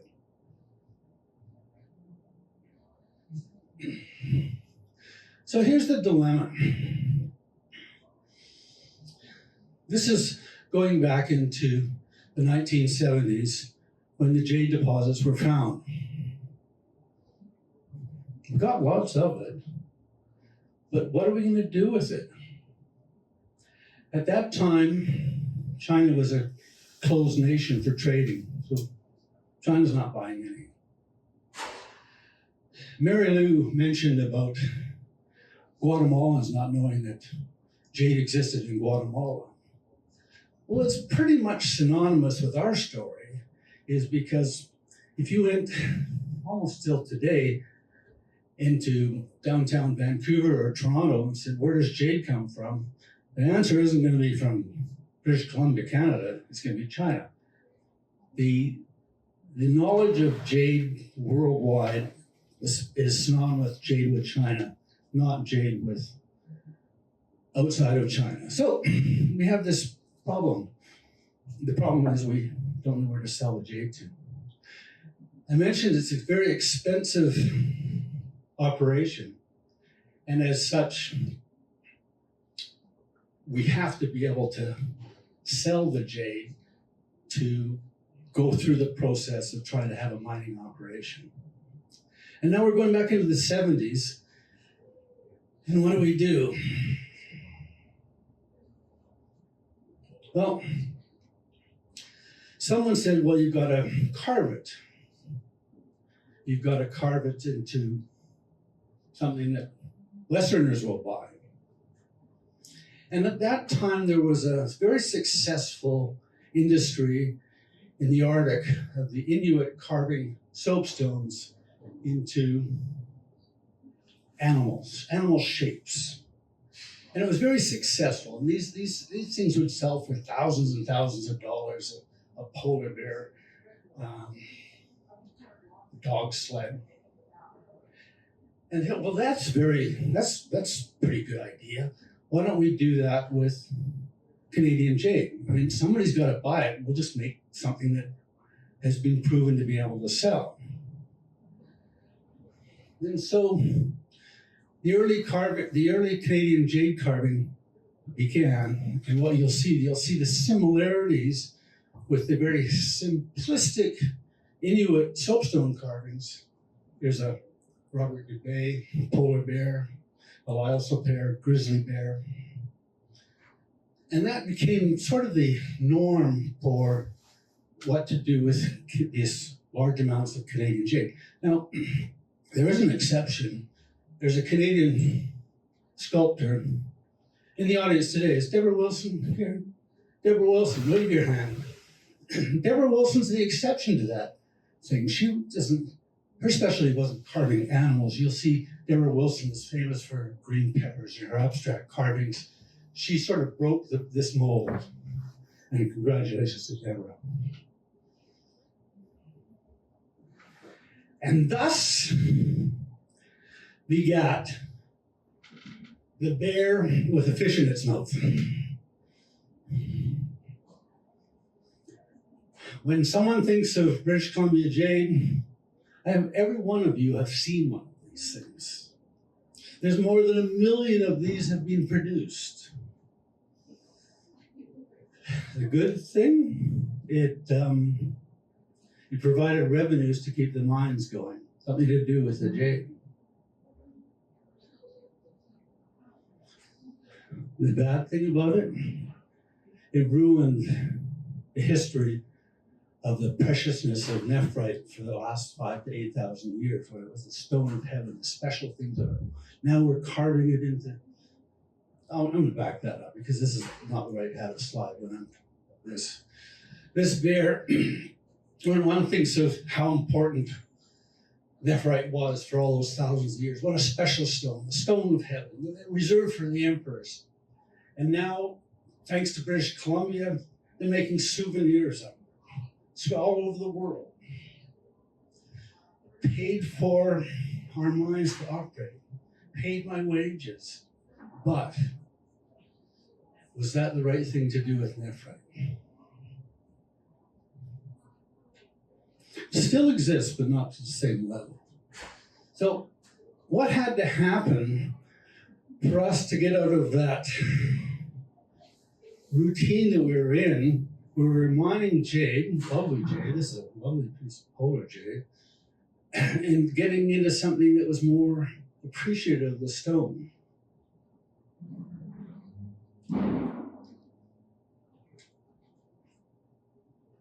Well, a couple things happened. Mary Lou mentioned this one, and I will too. 1986, Fred Ward, one of the all-time leading photojournalists for National Geographic, was given a jade subject for an upcoming Gem Series article. In August of that year, Fred arrived on a float plane to visit my mining operation on Ogden Mountain. And it was the start of a 3-decade, extremely close friendship I have with Fred and Fred's family. But this National Geographic article did something that changed the world's view of nephrite and jade in general. It brought it to the knowledge of the Western world. And because of Fred's article, there became a new appreciation of jade, an acknowledgement of British Columbia's importance in the jade. This is a picture of me from the article that Fred took. A lot more hair, a lot thinner, But it was a tough job. I was in really good shape back then. I'm still doing it, but I don't look quite like that. Fred said, the world's major nephrite production occurs from the gigantic surface deposits of British Columbia. That was news to everyone, certainly in Canada. They didn't know about it. Certainly just about news to everyone.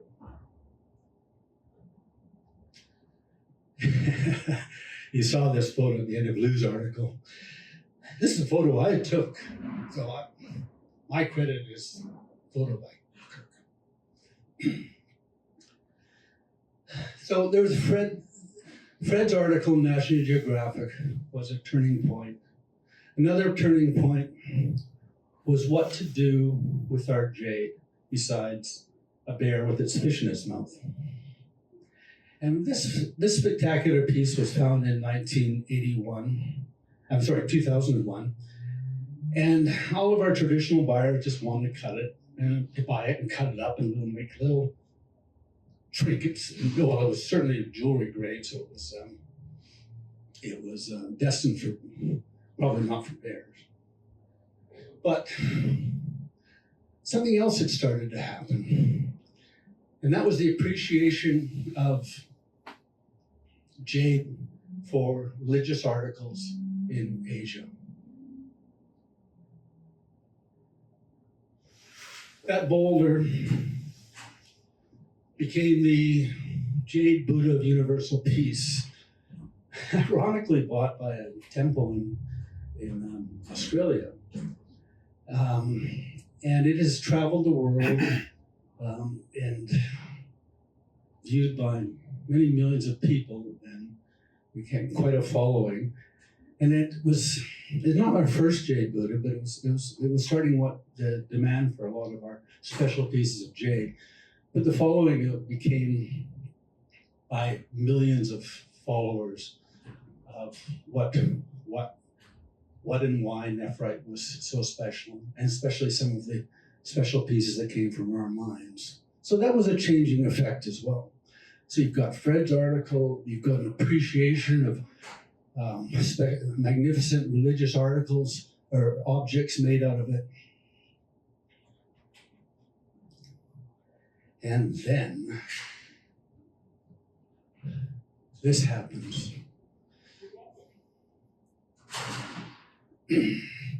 Remember I mentioned Fred's article in National Geographic. The last 3 words he said in that article was, "Jade deserves better," when he was referring to the industry in 1986. And 2, 3 better words were never spoken. It did. It deserved a lot better. Well, what happened here? I'm going to go back. In the early 80s, I would go to China and try to educate people about jade. A Westerner going into China trying to teach people about jade just did not fly. Just not. It's a no. That's not going to work. But I tried, and it was so common. They say, no, that's not jade. That's jasper. Oh, geez. Jasper, that doesn't sound very good. Jade's such a, I'm in China. Jade, it's special. Yeah, but what you've got is jasper. So it was rather disappointing. It was an uphill struggle. It went on for many, many years. And again, who am I to teach an entire nation what nephrite jade is? But the 2008 Olympics happened. And for the very first time in Olympic history, and it took a lot of persuading for Beijing to get the Olympics to accept a non-metal, or not entirely metal, as part of their Olympic medals. So this was the gold, silver, and bronze Olympic medals from the 2008 Summer Games.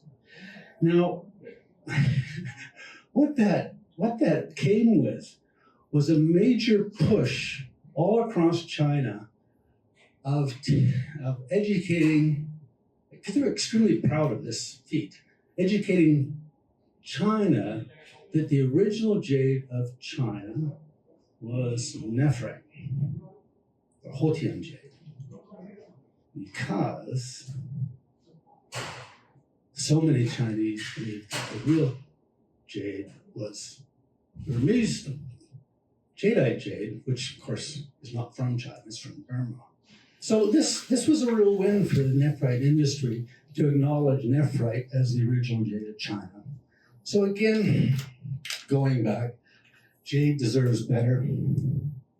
And these three things, Fred's article, the massive jade Buddhas, Beijing accepting nephrite for the Olympic medals, and the education of China on nephrite has really changed the world for nephrite. The final thing happened. I wish I could take credit for this, but I can't. This is a piece of Siberian nephrite. And it became extremely popular for women's jewelry.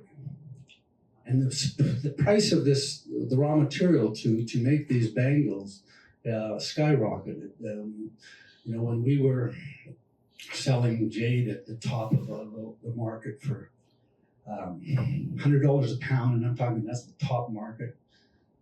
This jade for this material started rising up to $2,000 a pound.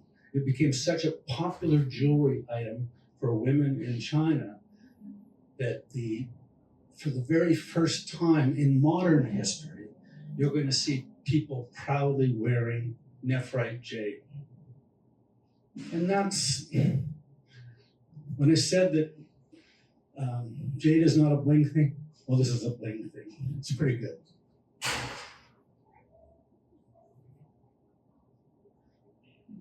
So as the appreciation of nephrite took hold, so did the appreciation of why nephrite is so special. And so what you've got is an appreciation of what nephrite carvings can be and what you can do with nephrite. Again, the nephrite is a special stone, the intricate, I won't go into a lot of the technical part of it, but the fibers, interlocking fibers or mesh, allows you to create very, very fine details. And the strength of nephrite is unsurpassed. So you can carve very delicate items that are extremely tough, very resistant to breakage. So you've got an artist who will go to great efforts to create something and not really have a fear of it breaking. And what I like about this photo is not to see what's being done in China today. I mean, this type of work, it's just fabulous. But what you've got is one of the attendees at the festival taking a photo with his cell phone to appreciate what nephrite is. In China, appreciating what nephrite is. And that is what's happening today in the nephrite industry.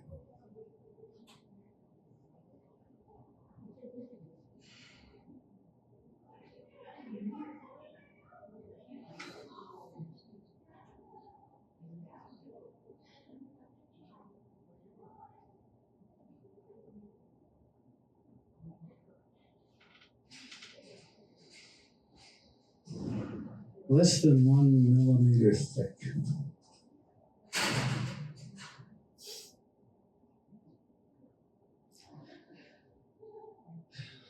Myths and facts of jade. And this is Jordan kind of mentioned it, is the to you earlier, is trying to understand jade. I mean, there's so much that so many people know about jade, and so much that they don't know about jade. What's true? What's a myth? What's false? So I'll touch base on a few.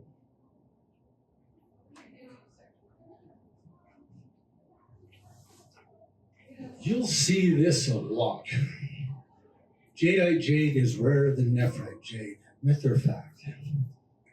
I'd say it's debatable. Why I'm saying that is We saw on Lou's photograph the presence of nephrite deposits around the world far, far exceed the amount of deposits of jadeite jade. But how much is being produced? How much is out there? I received this from the government of Myanmar. The annual production from the last, from 2010 through to 2019, the average amount of production, jade that's hitting the market, 20 to 30,000 tons of jade per year. If some of you have traveled to China, you'll see the workshops and the amount of bangles that are stored up in small stores that are waiting for sales. They're into hundreds of thousands of bangles just being produced annually, just for bangles.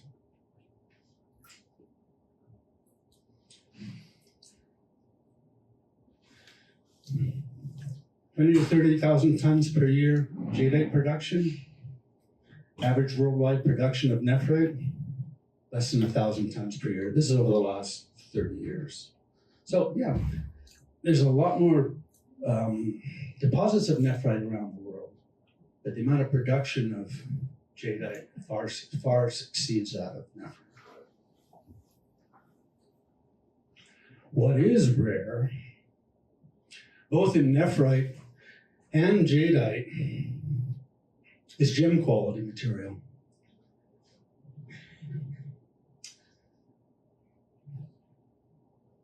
So this would be referring to what happens during an average year up at our mine. We might mine 500 tons of jade, 500 tons of jade, cutting it out of the mountain. And then we would immediately reject almost half of it because it's jade, it's nephrite, but it doesn't look right. You know, it's ugly. It's got too many cracks, or it's too many inclusions, too much, whatever. It's just not worth the effort of bringing out. And then it keeps going down from there. We lost more than half of it right away. We reject. Now 10% would be good for something that has a utilitarian value, tiles or some other very low grade but useful part of jade.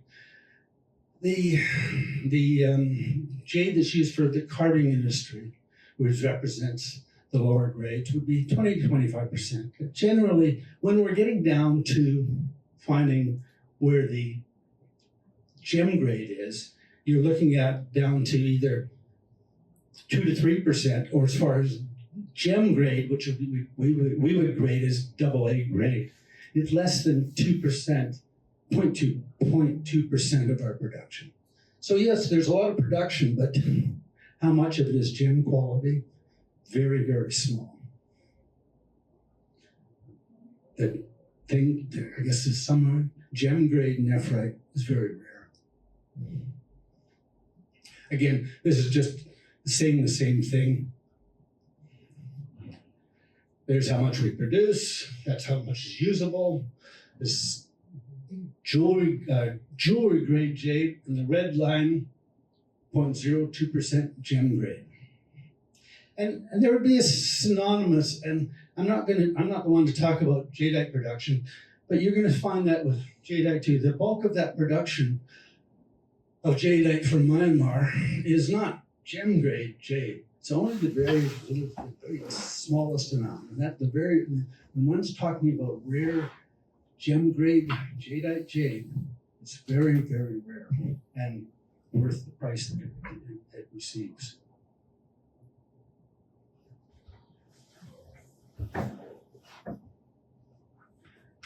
Jadeite jade's the hard jade. Nephrite jade's the soft jade. They use those terms, and they're correct. I just don't like calling nephrite soft. It isn't. It's harder than steel. It's not a soft material. So this is a fact. But I hate the term hard jade versus soft jade. Nephrite's softer than jadeite, but it's not soft.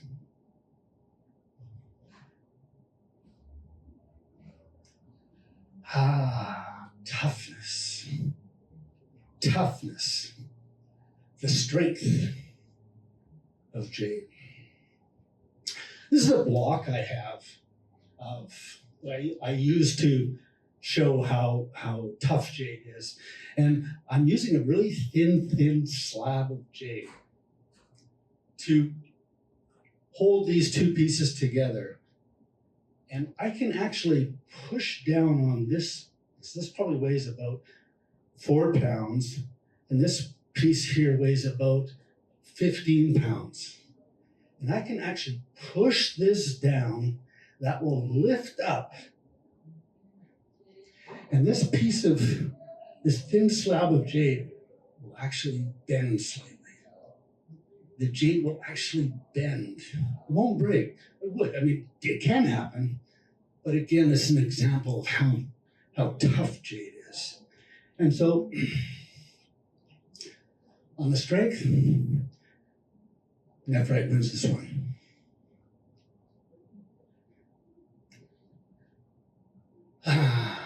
Cat's eye jade. This is a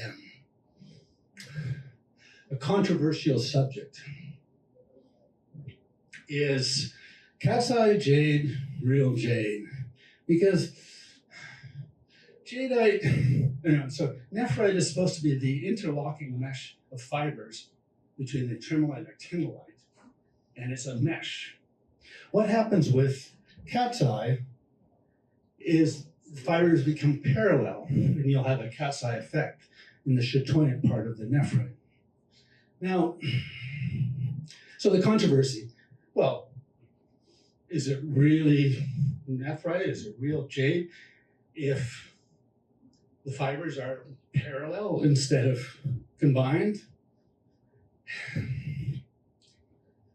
We've had two reports that my daughter Nikki reports to. The GI reports it as parallel fibers of tremolite. Other reports as the common parallel forms of actinolite. To me, these are rare. They're beautiful. I call them nephrite. I would think these are nephrite, but it's important that there is a controversy because the fibers of the two are parallel instead of meshed. So in the raw, this is the raw piece of nephrite. You can see the bands of parallel fibers going through here. And then when polished, you'll have a chatoyant effect when they're done. It's under this material, you'll get the cat's eye effect on a cabochon.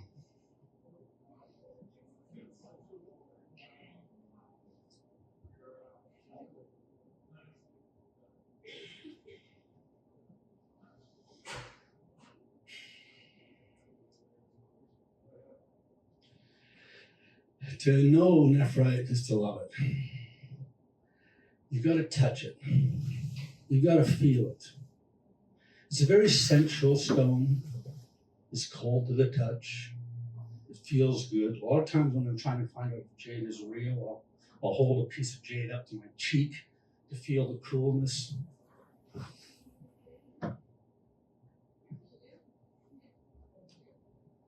I was at a symposium in Suzhou about almost 20 years ago, and there was a lineup of people to getting some tea. All it was is boiled water with a few white pieces of nephrite in the teapot. A lineup to drink water that had touched nephrite. The power of this stone, especially in China, is something a lot of Westerners, it's really hard for us to comprehend how important that stone is. The subtle beauty of nephrite.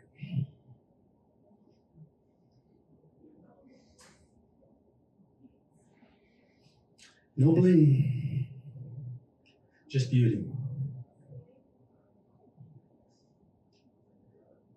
You just want to touch it. You want to feel it.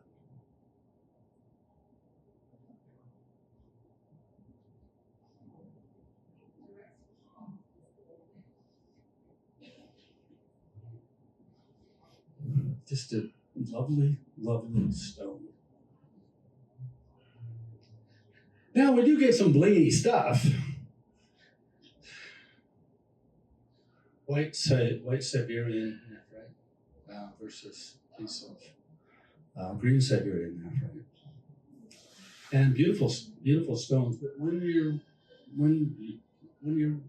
wanting to wear this as a pendant, you want someone to grab it and feel it, rub it between their fingers, the feel, the touch. It's special stuff. And again, nephrite provides that as a gemstone. The subtle beauty of nephrite. It's not a bling thing.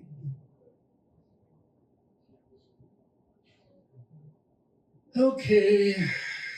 Jordan said, if you're going to go up there and talk about nephrite, you better have a way to educate people about how to grade it.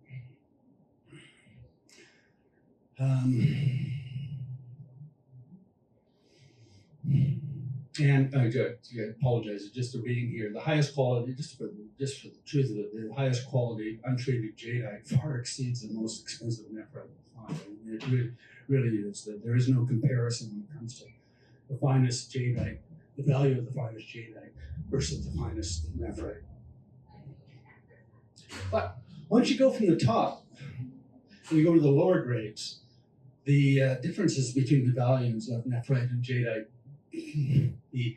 the edge that jadeite has over nephrite starts to weaken because the value really is on the very top ends.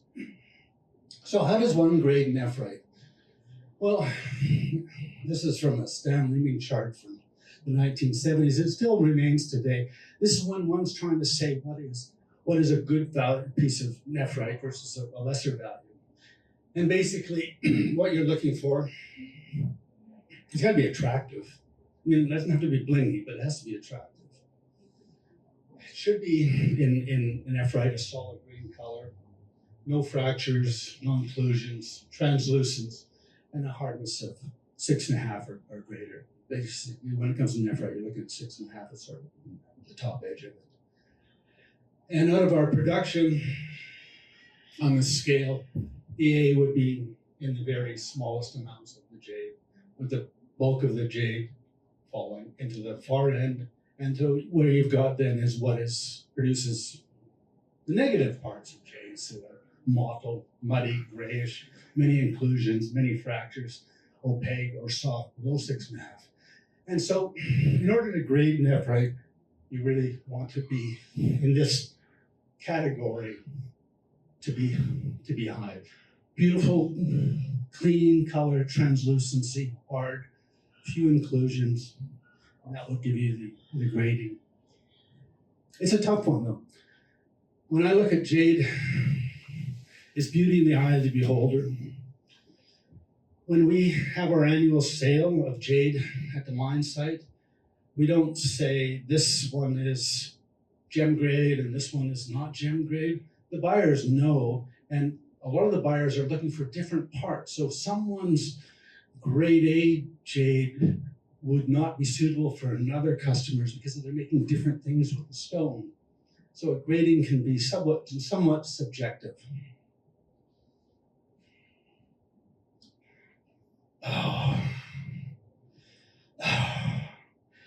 If you're going to be taking jade on as in your business, or you're on a website that has jade, and I swear today, if you go onto a jade website, there is going to be no fewer than 60 inquiries saying, my uncle brought this home from China in the 1960s, 70s, 80s, 90s, last decade. How much is it worth? Or Or I've been to so many Chinese restaurants where they have the biggest jade dragon boat ever produced. And they're so proud of it. The big sign, biggest jade. Serpentine, bowenite. Now, one thing, there is a little bit of an excuse, because when that tourist went to China and went to a jade carving shop, they said, "This is real jade. This is Chinese jade.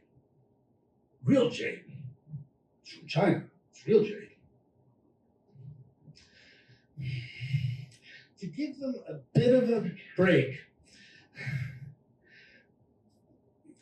for some, the word jade can be related to beautiful stone.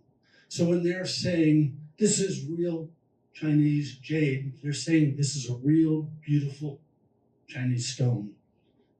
It's not nephrite, it's not jadeite, it's a beautiful stone. So we'll cut them a little flack on that one, but it's very, very common. Now, this is pretty recent in my history of jade, and that is fake nephrite. It didn't exist 30 years ago. You didn't see it. There was nephrite, and there was jadeite, and there was lots of fake stones, mostly artificial or enhanced jadeite, but not so much nephrite. Nephrite doesn't take a dyeing very well, so you couldn't really enhance nephrite by the same kind of process that you could possibly use with things. But what they did get at was making quartz look like nephrite, and that has become extremely popular. And unfortunately, we'll see it at gem shows throughout North America and the world. And you have to call them out on it. You can actually see it, because if you look closely inside, you can see the little crystals in the quartz. But the vendor will, more times than not, swear to God that it is real Chinese jade, or Canadian jade, or Siberian jade, anything that has a really good selling point. But it is not jade, it's dyed quartz.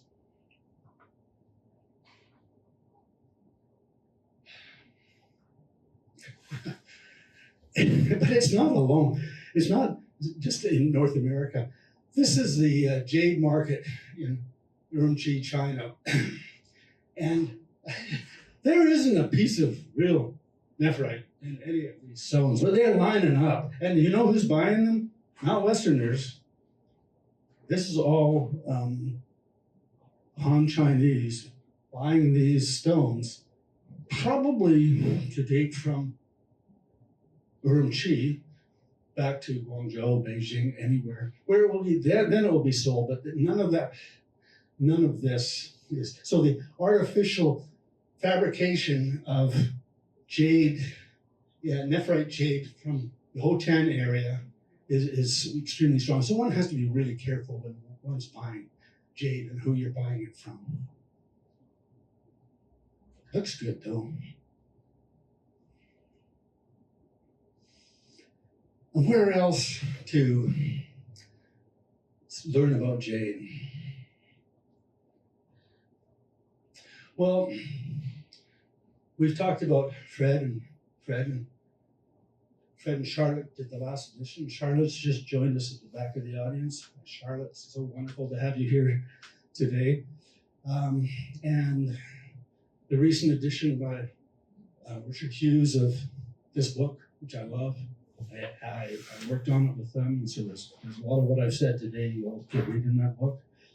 These are great, easy, accessible books to further your education on trying to find out what's real, what's not, where it came from. These are good reference books.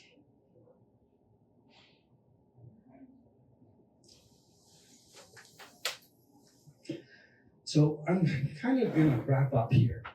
I just wanted to touch base on why nephrite is special. And the other speakers, and you'll see it over and over again, is why was nephrite so special to all of those different civilizations? Why was it so important? Why has it become such a part of the Chinese history for 8,000 years? What is it?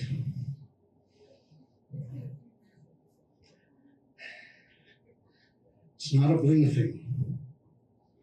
It's the beauty, the subtle beauty, the special characteristics of nephrite. When you hold it, when you touch it, the ability to work with it without breaking it. You make a tool that will last for centuries. They're digging up archaeological finds, and they think that they're digging up a piece of jade that was buried 3,000 years ago, but that jade was reburied from 1,000 years previous and 1,000 years before that. Third time that piece of jade is being buried. It doesn't decompose, it just takes on beauty. So in wrapping up my talk today, thank you everyone for coming. Again, nephrite has a special touch, a special feel. To own a piece, to give a piece, to touch it. Okay, Jordan, I'm all done. I gotta go out of here. Amazing presentation, Kirk. Absolutely fantastic. I think we all learned a lot. We're going to take a break so that you guys can visit the festival, the exhibition, and there is a museum exhibit upstairs about the history of jade in Monterey County. We're going to meet back here at 4:30 for our fourth and final presentation with Jeff Mason. Our next speaker is the owner of Mason-Kay Jade, the sponsor who made this event happen. Mason-Kay is well known for being the primary wholesale supplier of natural jadeite jade jewelry in the USA and is heavily relied upon by the trade and jade customers alike for jade testing and valuation. The largest problem that faces the jade customer today is the prevalence of treated jadeite jade without disclosure, selling for unfairly high prices. Unfortunately, this practice deters many customers from buying and many stores from selling it. As a result, when retail stores don't carry jadeite jade, they inadvertently push customers to shop with untrustworthy online sellers, often overseas, where they have no recourse if the jade turns out to be treated. And so the cycle continues. Jeff's job is to correct this problem at the retail store level by offering jade sellers a guarantee that their product has been tested and verified untreated. His knowledge of jadeite jade and its treatments make him a valuable resource for our industry, and I am so excited for him to share his expertise with you today. Please welcome Jeff Mason.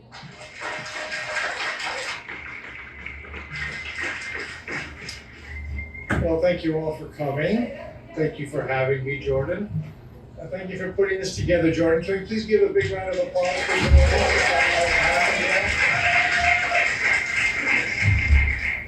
So, as Jordan kind of alluded to, we've been in the jade business a long time, since 1976. My father and uncle started, and I've been involved since the early 80s.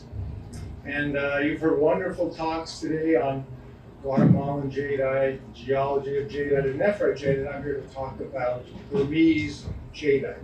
From Myanmar, but it's still termed Burmese jadeite. First thing I like to get into is why are both jadeite and nephrite referred to as jade? You folks probably know this, but there's a lot of consumers out there, your customers, that don't. They don't understand this. It creates a lot of confusion. The answer really is that nephrite, as we've heard, has been in the Chinese culture for 8,000 years, 5 to 8,000 years, nobody knows for sure. Well, about ancient nephrite, tools and weapons. We've seen this today already, or something very similar to this. This was a burial suit for a very important person. Usually they just will do a jade sphere to represent heaven and eternity. This guy was covered altogether, very important person, not sure who. As time went on, it became used for jewelry and adornment. But in the late 1700s, while they discovered jade all over China and elsewhere in the world, as we know, there was a new find up here in the Pakan region of Burma. It was Burma then. Closer mapping of it now. It's this whole region here in northern Burma. And they found more jade. They thought it was just more of the same stuff, more jade. The Chinese knew something was different though, because it came in a greater variety of colors, far more intense, and often more translucent. You can see this in the other jade they had found all this time. It came in colors like this. Not only the whites and the yellows, but the greens and lavenders and blacks and whites and colorless, which we call icy jade or ice jade today. And it even got as good as this. And this new jade superior quality captured the attention of the Chinese, the imperials as well, and that's where it got the name imperial jade. But it took 100 years, not quite 100 years, 80 years maybe, for the discovery that it was actually a different stone, completely different stone, unrelated. And Alexis de Moor in 1863 discovered that, and from that point on they were separated into two different stones as we understand it today, jadeite jade and nephrite jade. So there was almost 100-year period where they were the same, and that's why the word jade correctly refers to jadeite or nephrite, from wherever it is. And yes, there are a lot of misnomers, a lot of things that are called jade that are not jade. The actual two items that are called jade properly are jadeite and nephrite.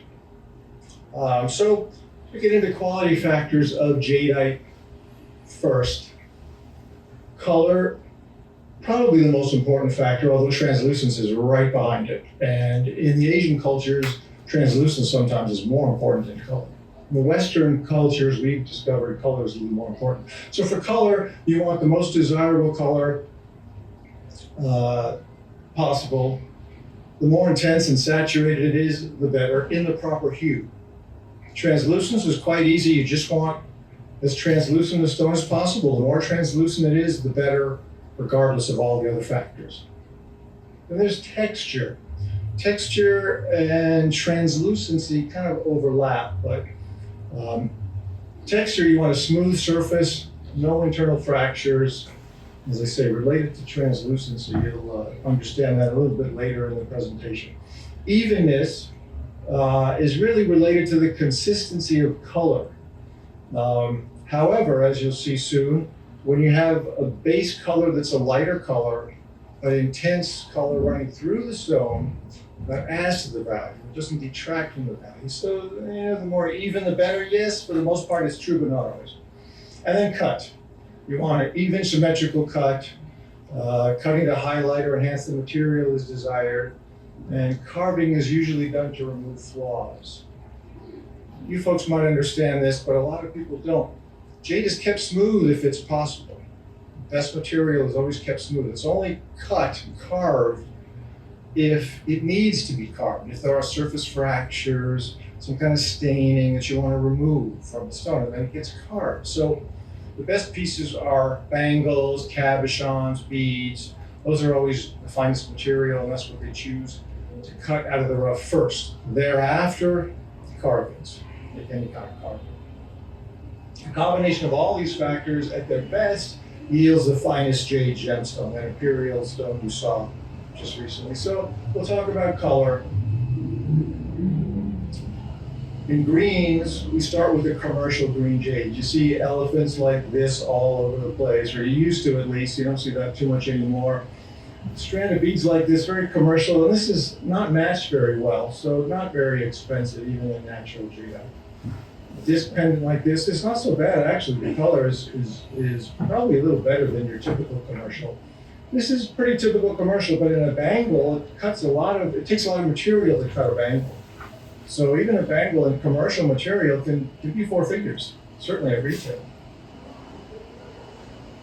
Then you get into the apple green. Apple green is the broadest color range. It can be just above commercial. You see in this first piece, most of this looks somewhat commercial. You have a little better color up there. That's a nice apple. That's a nice apple to get a little lighter color there. That's a pretty nice apple. These two on the end are quite nice. So apple can range from just above commercial to just below a really nice material. And therefore the price can range quite a bit. Translucency is a factor too, as with all of the jades. And then you get to a slight category we call emerald jade. I know it's confusing because it's using the term of another gemstone, but it's a terminology that's been used for years in jadeite, and it's just above the apple green jades, but not quite imperial yet. But some of these can go for very high prices. And some people would call these imperial. The word imperial jade is used way too loosely anyways, as we all know. So a lot of people would call pretty much any of these imperial jade, but true imperial looks more like that. That's what you want. That's got side lighting, so it doesn't look exactly like it should. This is more like what you see imperial jade look like without lighting like this. That's the very finest. Saturated, very green, very even, has kind of a glow to it. When you have cabochon material that is in this kind of quality, it exhibits kind of a glow. But then you have other colors. Within the green realm, we have what we call moss and snow, a nice white background color with a nice strong green running through it. That's very desirable. There's not a lot of it, so you don't see a lot of it. When we get it, it goes quickly. Spinach jade, that's darker material with black running through. You see all the black running through all of it. It's attractive, but not quite the value of some of the others. Then we get into lavender jade. These, by the way, are in the order of importance. Green is the most important color. Lavender would be next. So this is just a scale of light, medium, more intense, and a pretty nice lavender jade stone. Then we show some bluish lavender jade. People talk about blue jade. Actually, here you see a lot of Guatemalan blue. That's a different kind of a blue. Traditionally, when they talk about Burmese blue, they really mean blue lavender. There really is no blue Burmese jade. It's blue lavender. And you get the more pink lavender, which we think is the better of the two. There's some subjectivity there. Some people prefer the blue. I think pink is more valuable, and when we buy it, pink is more costly. All else being equal, translucency, size, cut, all that. Then we have some very good lavender jade. That's pretty good. This is very good. And we have the superb lavender jade. This is stuff you don't see too often. We actually sold this a few years ago. Very rare, and sold this quite a few years ago. This actually has some translucency in it, which you don't see in lavender jade too much. The tendency in lavender is that when you have intense color, it tends to be kind of sugary and opaque, and as you get more translucency, it washes out the color. So when you get a lavender piece that's translucent and has a good color, it brings a very high price. Then we get to the third most important of the colors, which actually isn't a color, it's no color, because it's colorless. Colorless jadeite. You can see the different qualities here. There's what we call milky ice. It's ice, but it's just a little whitish, a little milky. And there's the finer material. And it's pretty obvious in this picture which is which and why.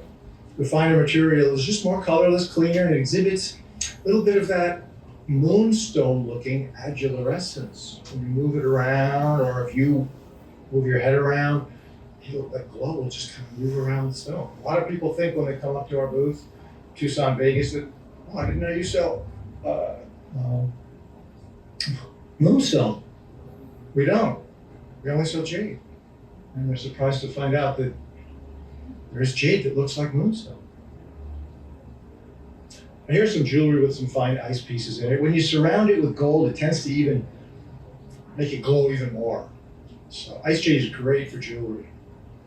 And again, it has no color, but the Chinese love it because it's got wonderful texture and translucency. And it's becoming more and more popular in the West as well. Then we get to a slight variation. We call it water jade. It's green, but it's wet. It's a little watery. It's not a strong green. It's almost icy, but it's green. It's icy green. We call it water jade. This is a traditional term that they've had in the jade world for many, many generations. Then we get to red. Red is the next most valuable. The reds and yellows after the greens, lavenders, and ice. And red can be orangey. It's usually orangey. We say red jade. It's in the red jade categories, but it's brownish, orangish. Not too much of it is fine red. Here's some of the better reds. Gets a little more intense, like these. Certainly the cabochon tops. This is pretty nice. It's translucent. Hard to tell on a picture, but it's translucent and it's pretty red. Very fine red, though, is very rare. This orangey disc is nice, it's thick, large, nice, but these beads are unheard of. You can see the string through it. This is imperial red. And imperial red is more rare than imperial green. You don't see imperial red like this. Frankly, if I had the choice between a strand of imperial red beads like that and imperial green, I'd take the red. It's just so, so rare. Then we get to yellows. Yellow and red are, as I say, kind of in the same realm. Yellow is on the very outside of the rock. Red is a little inside. You'll see in a second why. And yellow jades can be, fairly pale to pretty intense. Even in the same piece, pale to intense. Western carving, you can tell. Nice and translucent. And that's fine yellow jade. Unheard of. Unheard of. 38 pieces, I think, if I counted right, that match, that are intense, glowing, translucent, unbelievable. That would be an expensive piece of yellow jade, probably the most expensive piece you'll ever see of yellow jade. As I mentioned, yellow and red are the rind of the rock. They're the outside of the rock, so they're pretty thin layers. You don't ever really get thick pieces in yellow or red. You see, thin layers, thin cabochons. Bangles will only have a part that's red like that. And here is a cross-section view of it. You see how the yellow is on the outside, a little red inside, and then you get the inner color, whatever it is. In this case, it was commercial green.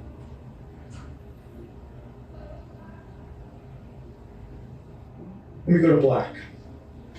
We use nephrite most of the time in our line because black jadeite is just so rare.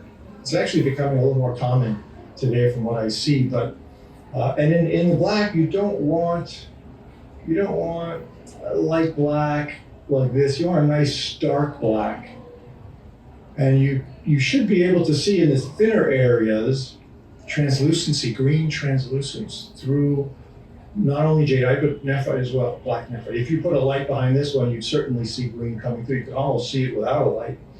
Bangles like this, it's too thick, too round, you'll never see light come. You'll never see green come through a bangle like that. Or a thick cabochon, you won't. A thinner cabochon, you might at the edges, or as I say, at the thin area of this piece it came through. You wouldn't see it come through in the thicker area. It's just too thick.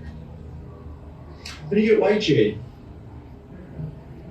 White jadeite, I should say. White jade, often when you refer to white jade, people refer to it as nephrite. They're referring to nephrite. Nephrite is the only color, really, in nephrite that is more valuable than jadeite as a rule.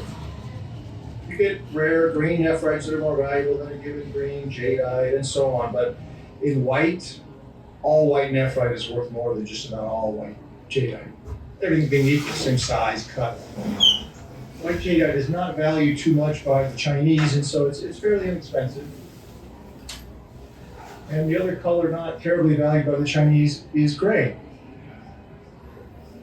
Some of the more translucent grays are becoming more popular with the Chinese, but for the most part, they're not, and they're therefore inexpensive, and Westerners love it for fashion.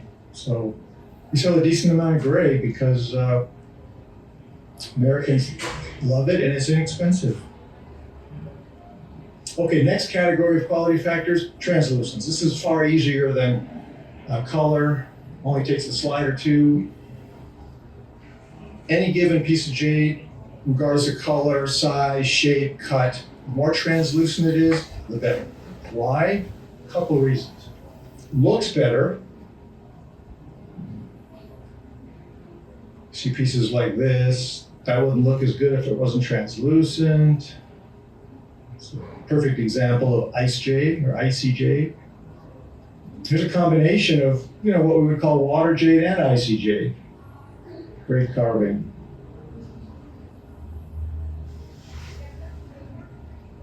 And here's a nice translucent green jade cabochon. If it was more opaque, it'd still be valuable, but not quite as valuable. So texture, how texture fits in with translucency, this is very interesting. As we've learned from the previous presentations, unlike so many of the gemstones out there in the world, jade is jadeite is granular, nephrite is a little different. And imagine the grains, the issue here is grain boundaries. So using this picture, imagine a bunch of rocks together, or a jar of rocks, as opposed to a jar of pebbles, as opposed to a jar of sand. In the jar of rocks, you have air between the rocks, air pockets that are quite large. The pebbles, quite a bit smaller, and the sand are almost non-existent. In jadeite, the level of grains and the grain boundaries therefore vary. Not all jadeite is the same. Some jadeite is a lot more opaque and has a lot larger grain boundaries, and a better jade is tighter and has much smaller grain boundaries. And smaller grain boundaries result in a stronger stone because the grain boundaries are much smaller and the composition of it is much tighter and it's much harder to break, as well as giving translucency to the stone. So translucency is desirable not only because it's pretty, given the color and the size of the piece, but it's also stronger. The piece is stronger if it's translucent. And basically that's why, because the granular structure inside the material is much tighter. Some of the looser pieces, you'll see pitting on the surface with the naked eye, much less with the loupe. And you could polish and polish and polish it, you still have pitting, because you have the grain boundaries, the larger grain boundaries. So, here's a piece that's exactly what I just described. Has lots of undercutting, we call it. And you can polish and polish and polish this all you want, you're gonna have undercutting all the way through.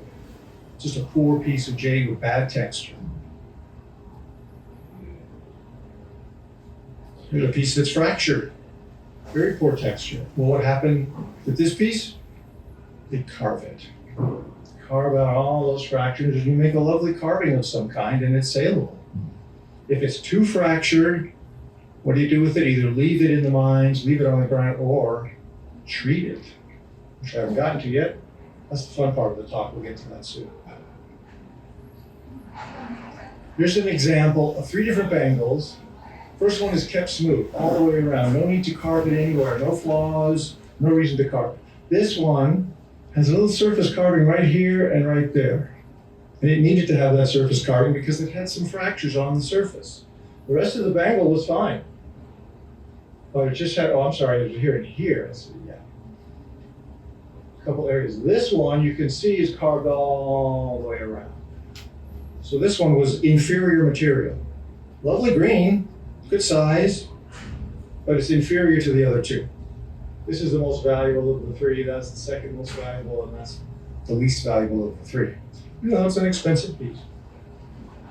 Wouldn't have been carved if it didn't have to. Same thing here with beads. Beads are kept smooth most of the time.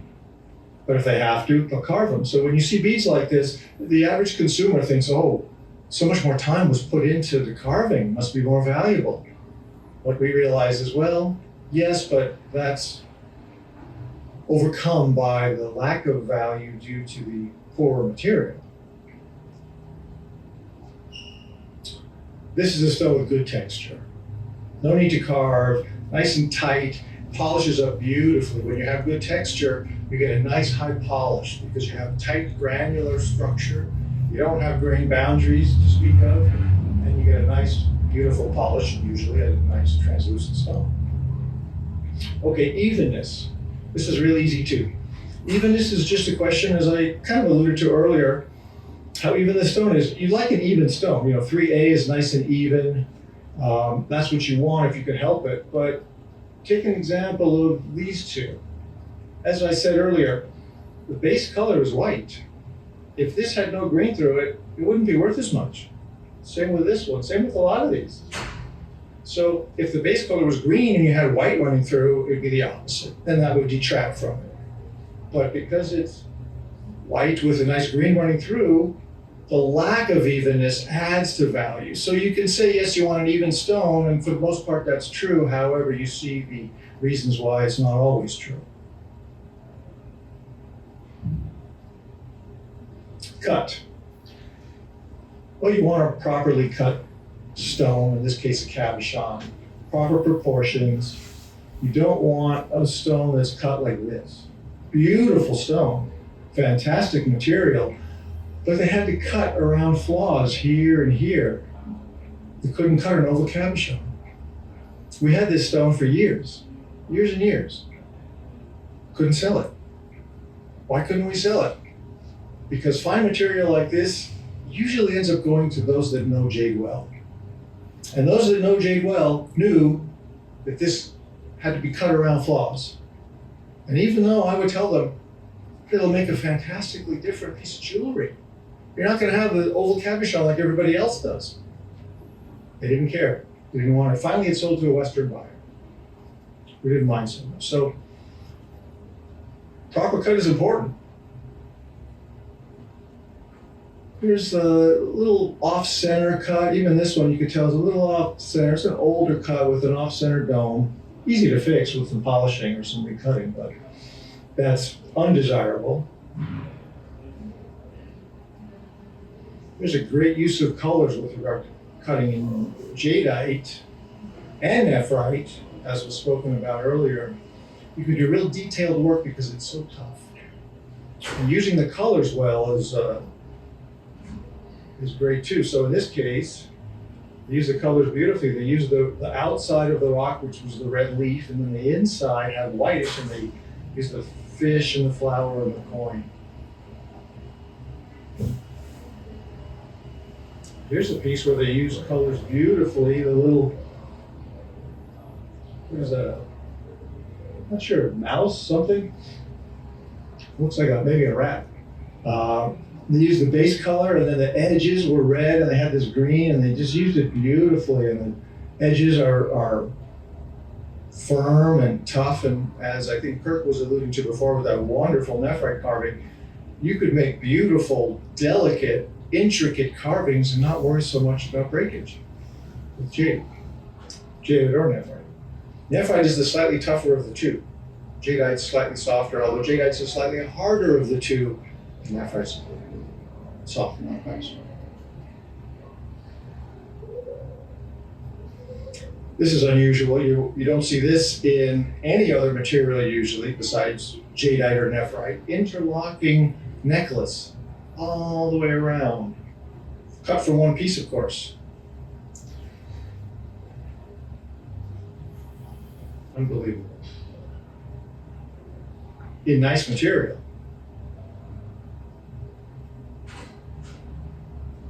Bangle cuts. Bangle is the most important cut within the jade world, jadeite at least, certainly. And they only cut a bangle if they can. It's always cut square, and then it's rounded off. You never cut half sections. You see 2-section bangles in the West here. Nobody ever cuts a 2-section bangle. 2-section bangles only happen because of an occurrence of the breakage. Maybe somebody chooses to cut it because it doesn't fit them anymore. But nobody ever cuts from the rough 2 sections and puts them together. Always one piece. And then you wonder where disc pendants come from? That middle piece makes a perfect disc pendant. And of course they can carve it out, they can put a hole in this center with a Chinese character, who knows what, but that's what you see from bangles. So see a bangle cut, and you almost always have a circular pendant cut in the center of it.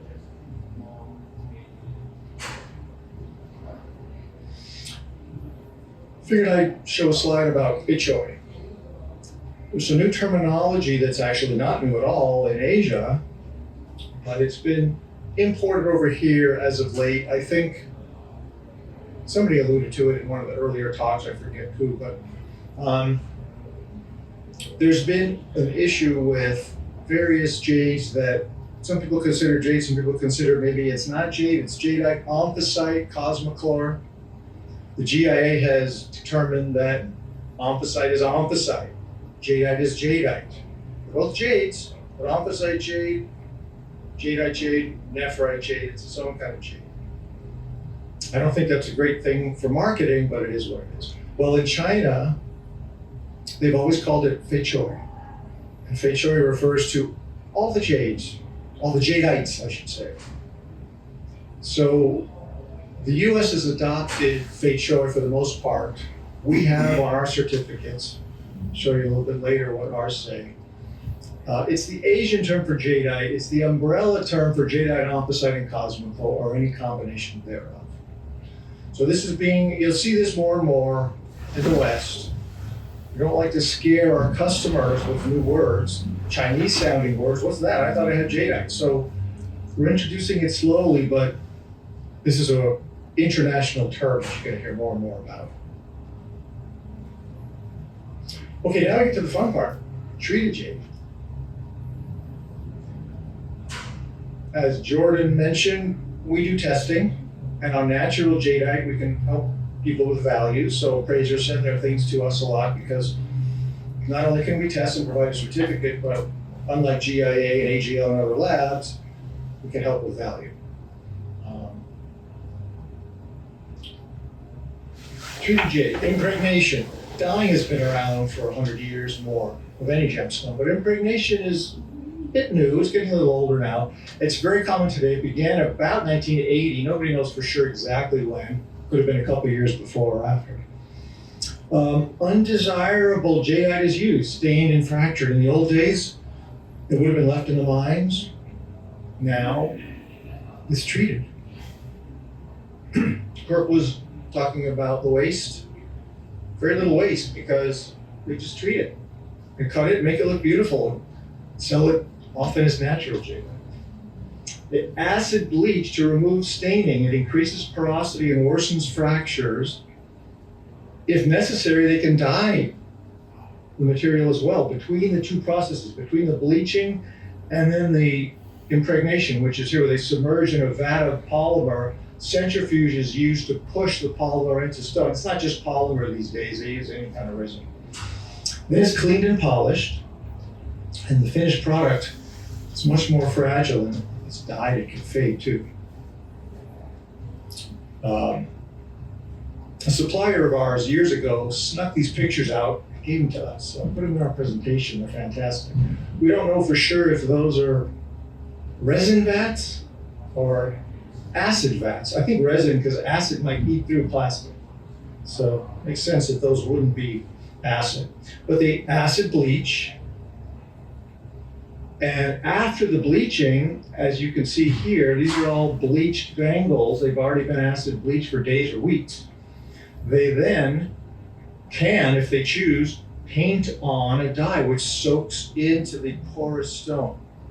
So it makes it look like a natural dye. If you just dip it in green dye, it's going to look all green, and it's going to kind of be a little obvious.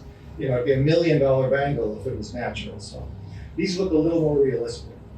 And you see this pretty often these days. Here is the vat that they put the resin or polymer into, and the bangles into. And it turns, and the centrifuge helps pushes the polymer or resin or whatever it is into the porous material. And the finished product looks like that. And then they round them off and cut them, and then they look more like this. or this. And by the way, B jade stands for bleached, C is dyed. And a lot of pieces are B plus C. But I want to clarify, when you say B and C bangles, or B and C jade, don't say BC jade, because BC jade is where Kirk goes. That's nephrite in British Columbia. This is B plus C jade, so very different.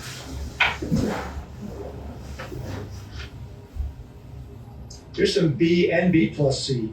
I don't know for sure, but I'm guessing that these are C, B plus C, but these could just be B.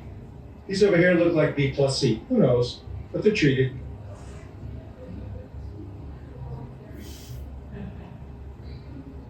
Typical B and C jade. When you see color like this, can't be true.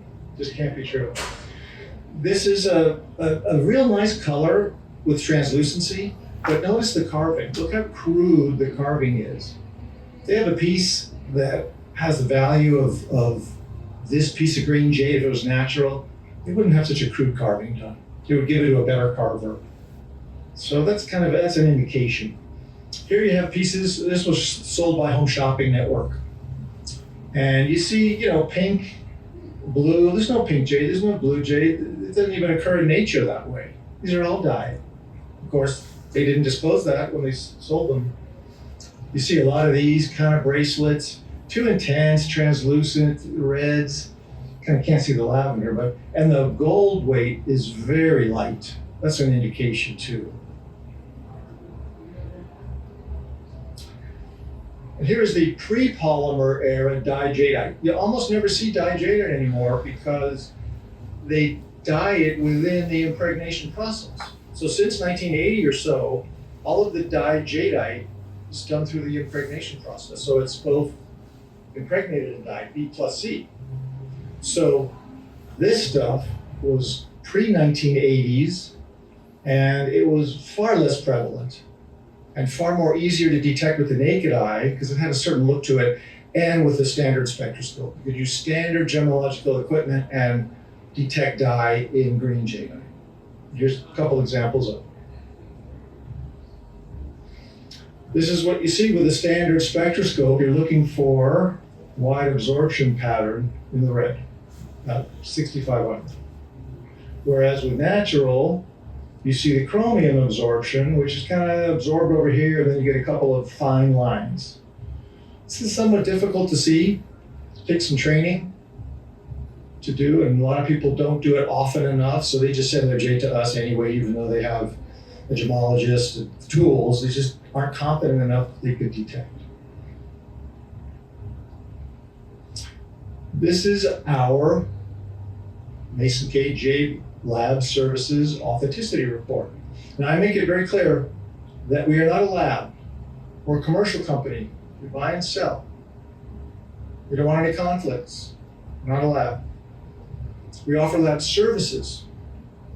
We've done that for decades. It started from customers of ours asking if we could help them with value. Sure, send your piece in and we'll help you with value.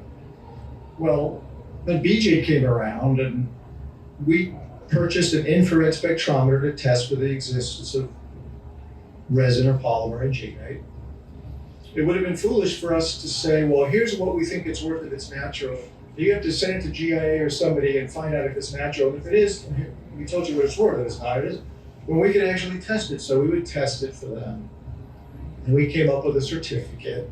So we've become somewhat of a lab, but I insist we're not a lab. We offer lab services. So this is FTI. This is our FTIR report. Yeah, this is a graphing of the FTIR. I'm proud of this because unlike GIA and other labs, we don't just give you a conclusion, natural jadeite, no dye or impregnation detected AJ. We show you why we concluded that. So here you have the red, which is the sample being tested. In this case, it's 8.60 by 6.55, blah, blah, blah. Center cabochon from 3 cab in yellow metal pendant. The green is the known A jade sample, type A, no natural, The blue is the known B jade.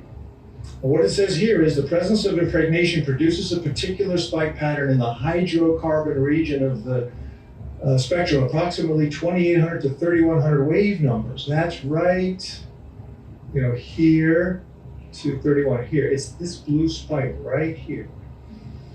Goes on to say natural jade will have no such spike. Spiking outside of this region is of no significance. All jade spikes here, most jade spikes here, this particular piece did not.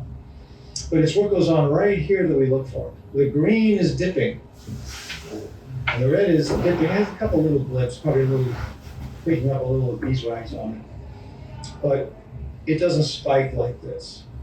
And it's a particular spike pattern too, particular spike pattern, not just any spiking. Particular pattern with this here and 3 here. There's a couple different newer spike patterns for very translucent material, for example. So I have it in the library, but this is the spike pattern for 95% of, maybe 99% of impregnated pieces. And we also do 2 additional stones tested in the same piece. You send us a strand of beads or anything with multiple stones. We test one piece and then reference 2 others that were tested, which almost always come out to be the same as the main piece tested. This next example is one of a treated piece. So you can see here the spiking. It doesn't go as high as the blue, but it doesn't matter. It's the same pattern, same spot. That is clearly an impregnated piece. This happens to be dyed as well. So this is B plus C. I used the spectroscope and found that it was dyed as well. And note here, we've added this recently. Internationally known as fei choy, an umbrella term for pyroxene jades comprised primarily of jadeite, anthracite, cosmochlor, or any combination thereof. So we still call it jadeite. Still jadeite jade. But we have that disclaimer, so to speak, underneath. GIA does something very similar. They don't call it fei choy, they call it jadeite, or anthracite if they find that it's anthracite, which we can't do. So I'm going to always call it jadeite. And they said that's very ethical. No problem with that. So this is an important slide. You guys don't have FTIR, and sometimes you're out there buying, looking for something, or something's offered to you. How might you figure out that it could be B jade without infrared spectroscopy? Well, these are some tools. First is the price-value relationship. Often they're not willing to give it away, what they paid for something, especially if they're offering it for sale. But if they do give it away and they pay, $69.99 and it looks like some fantastic piece of green jadeite, you know it's treated. We didn't buy it for $70. Cutting style, I alluded to this earlier. Fine natural materials always cut to the best use of the rough. Flat bottom cabs, you see flat bottom cabs? You do see natural flat bottom cabs. If you see a flat bottom cab with a caliber size, chances are it's not natural. If it looks nice and green, because caliber sizes are commercial. We cut commercial jadeite in caliber sizes. When you cut better jadeite, it's like cutting a ruby or a fine sapphire. You cut it to the best use of the rough. You don't cut it 18 by 13 or 16 by 12 or 10 by 14. Crude carvings, I mentioned that earlier, that rabbit carving that was so crude, are usually signs of B jade. So, cutting is a good indication. Iron staining. Polymer impregnation removes iron stains, which is yellow and brown staining in jadeite. So if you see it, it's a very good indication that it's natural. Specific gravity, if you have that tool, jadeite specific gravity is 334, and it will usually sink in the 332 liquid, methylene iodide. BJ, due to its lighter altered structure, often will sink. But not all natural jade sinks and not all B jade rises, so it's just an indication. Fluorescence, same thing. B jade sometimes exhibits a slight to moderate fluorescence in a long way. Natural jadeite rarely does, but natural could and B jade might not, so indication. Sonority, this is fun. Sonority, maybe you guys have seen me do this. This is mainly for one-piece bangles. When you hang a one-piece bangle on a string, if it's nice quality, and you strike it with another hard object, jade would be a good one, they're a ping.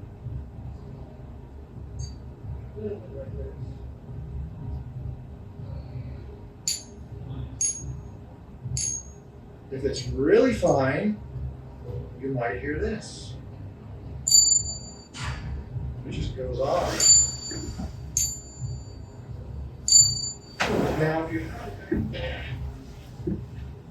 it is very translucent, all you can see this. Lovely translucency, a solid piece, no cracks. Should ping beautifully. No ping at all, just buds. This is treatment. Paid $500 for this, for Jade Mine online. Had our employee buy this so that she could return it after she sent it to Mason-Kay, and we told her it was treated. But they said, sorry, we said it was genuine jade, and it's genuine jade. We didn't say it was natural. You gotta really beware. Cameras all over the place here. Last thing I'll mention on this sonority thing is that when you have a translucent bangle, it should ping. And if it doesn't ping, it's probably treated. However, it could be a different material. This is a quartz bangle, and it pings beautifully. So, if you identify it as jadeite, you can do this ping test. If you're not sure if it's jadeite or not, then you might be fooled with a quartz bangle. So you gotta be careful. And then last is microscopic analysis. B jade often exhibits floating spots or areas of color and a web-like structure on the surface, sometimes accumulated resin and visible fissures, carving crevices and bead droppers. So this is good to have. I think you all got packets that were in the little bags. This flyer is in that packet with a bunch of other things. So you do have this. And as far as FTC disclosure, you got to disclose treated jade because it falls into these categories. Federal Trade Commission requires the gemstone treatment must be disclosed if the treatment has a significant effect on the stone's care or value. B jade has an effect on both. It's not as tough anymore. It could fade if it's dyed too. And obviously it affects the value quite a bit. B jade, everybody asks this question. B jade that is impregnated only, not dyed, is figured to be worth about 5 to 10% of its natural counterpart. So if you have a bangle that should be $1,000 if it's natural jadeite, it could be $100 to $200 if it's B jade, still has some value. If it's C, regardless of whether it's only C or B plus C, if it's dyed, if it's got dye in it, you have to assume, as we're all taught at GIA or elsewhere, they started out as the worst possible color of that gem material. And if that's the case, it has no value. Really, the value is just labor to cut it, which is $20 to $50. So $1,000 natural, $100 to $200 if it's B jade, $20 to $50 if it's C, B or C or just C.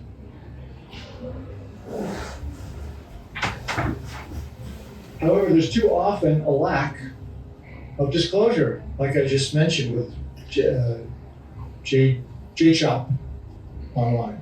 And by the way, they have a San Francisco address. So we called the FTC on them, reported them to the FTC. And they looked into it and they said they're a Chinese company. We can't do anything. I said, but they have a San Francisco address. They said, yeah, we looked into it. It's just a PO box. So they want to look like they're an American company operating out of San Francisco, but they're not. And there's a lot of other companies like that. So yeah, lack of deception. Like with any simulated gemstone, there's no problem selling a lab-created ruby if you disclose it. Somebody wants that. Lab-grown diamonds are selling all over the place now as long as they're disclosed. Nobody would sell one as a real diamond. When people sell jade as natural when it's treated. Shame. So we have a new jade alphabet. Kind of heard me allude to this. The good the bad, the old ugly and the new ugly. The good is A jade, natural, untreated jadeite jade. That's what we sell. The bad is the B jade, the bleach stuff. And you see it all over the place. The old ugly is the C jade, just was dyed, wasn't bleached. You don't see that much at all. The new ugly you see a lot, which is the B plus C. It's all over the place. Jade, bleached, dyed, and polymer impregnated. Since about 1980, two distinct markets have emerged that separate A jade from treated jade. Most jade imported from the mass market today is B jade or BC jade, B plus C, not BC. Despite FEC guidelines, disclosure is not common. C jade is no longer produced in significant quantities. Yeah, really, probably isn't produced at all. So now simulants. There's treated jade, and then of course there's fake jade. Fake jade is all the simulants. The one that's the most common by far, is quartz.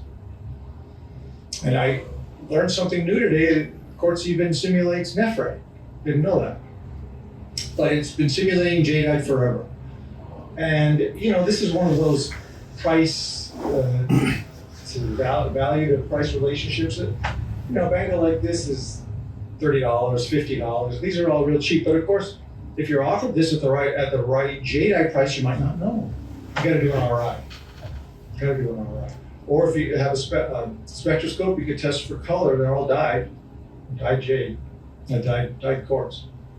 Very common. Sometimes it's not. Oh, here's a perfect example of a dyed green quartz that was not known to the owner, and she commissioned a beautiful ring to be made, came into us, and we tested it, dyed quartz, and they spent thousands of dollars on this lovely 18-karat and platinum ring with diamonds and everything. Beautiful ring, but not a beautiful stone. And here's something we've been seeing a lot of lately. The first one I saw was probably 2 years ago, and I've seen a lot. Dyed and impregnated quartz. First piece I tested, and it came impregnated. I thought, okay, it's impregnated jadeite. Then I put it on the refractometer. Wait a minute, it's quartz. I had to test it again. It's impregnated. Yeah, it's quartz. And now I've seen quite a few since then. So they're impregnating quartz. Not just dyeing, they're impregnating it too. And here's a very convincing green quartz because it looks like jadeite. When you go back to this slide, these are kind of obvious because they'd be very, very, very fine pieces and very expensive. But this one, looks more like your average piece of nice apple green jade. But it wasn't. Quartz, dyed green quartz. Aventurine quartz. We get this a lot. Not from the trade, because the trade kind of knows, but consumers send this in all the time. We work with consumers too to test. And they send this in all the time, think it's jade. Little platelets give it away. Chalcedony, very common. Obviously, the striations are a giveaway, but there's a lot that doesn't have striations. Yeah, it looks like a nice piece of lavender jade. But it's dyed, and it's quartz, chalcedony. That's probably not dyed. I think these are maybe chrysoprase. Yeah, chrysoprase. Well, they could be dyed, but it looks more like chrysoprase to me. But regardless, they're not jade, they're quartz. They have the softer stones, soapstone. These can be detected by the scratch test if you have to. Sometimes it's hard to get an RI. Of course, you don't want to scratch them where a customer won't like it. You gotta be careful. Serpentine, there's a lot of talk about serpentine. Serpentine's been a jade simulant for a long time. That's a bowenite version. Bowenite often has the black spots. It's a little bit more translucent, better texture. But you see black spots, which are kind of a giveaway. Although, sit. A lot of people wonder, is that jadeite? Does it have jadeite? It actually does have jadeite in it. Very little, but it does have jadeite in it. And this is probably the best simulant of jadeite. It's rare. You don't see it too often, nowhere near as often as quartz, which is the most common simulant, but this is the best one. This came into our office That was the first one I saw. This was probably 20 years ago. And it was jadeite, translucent glossular garnet. And that's what that one is too. It also looked like jadeite. So as I say, rare but convincing. And again, black spots, just like bowenite, serpentine, black spots. But jadeite can have black spots too. So black spots are kind of an indication, but not foolproof because jadeite has them too.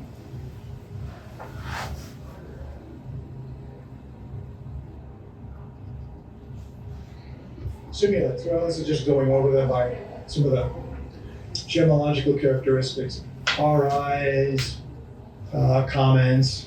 As I said, quartz is by far the most common simulant. Chalcedony, often banded. Soapstone, very soft, easily scratched with a knife. Serpentine, aventurine.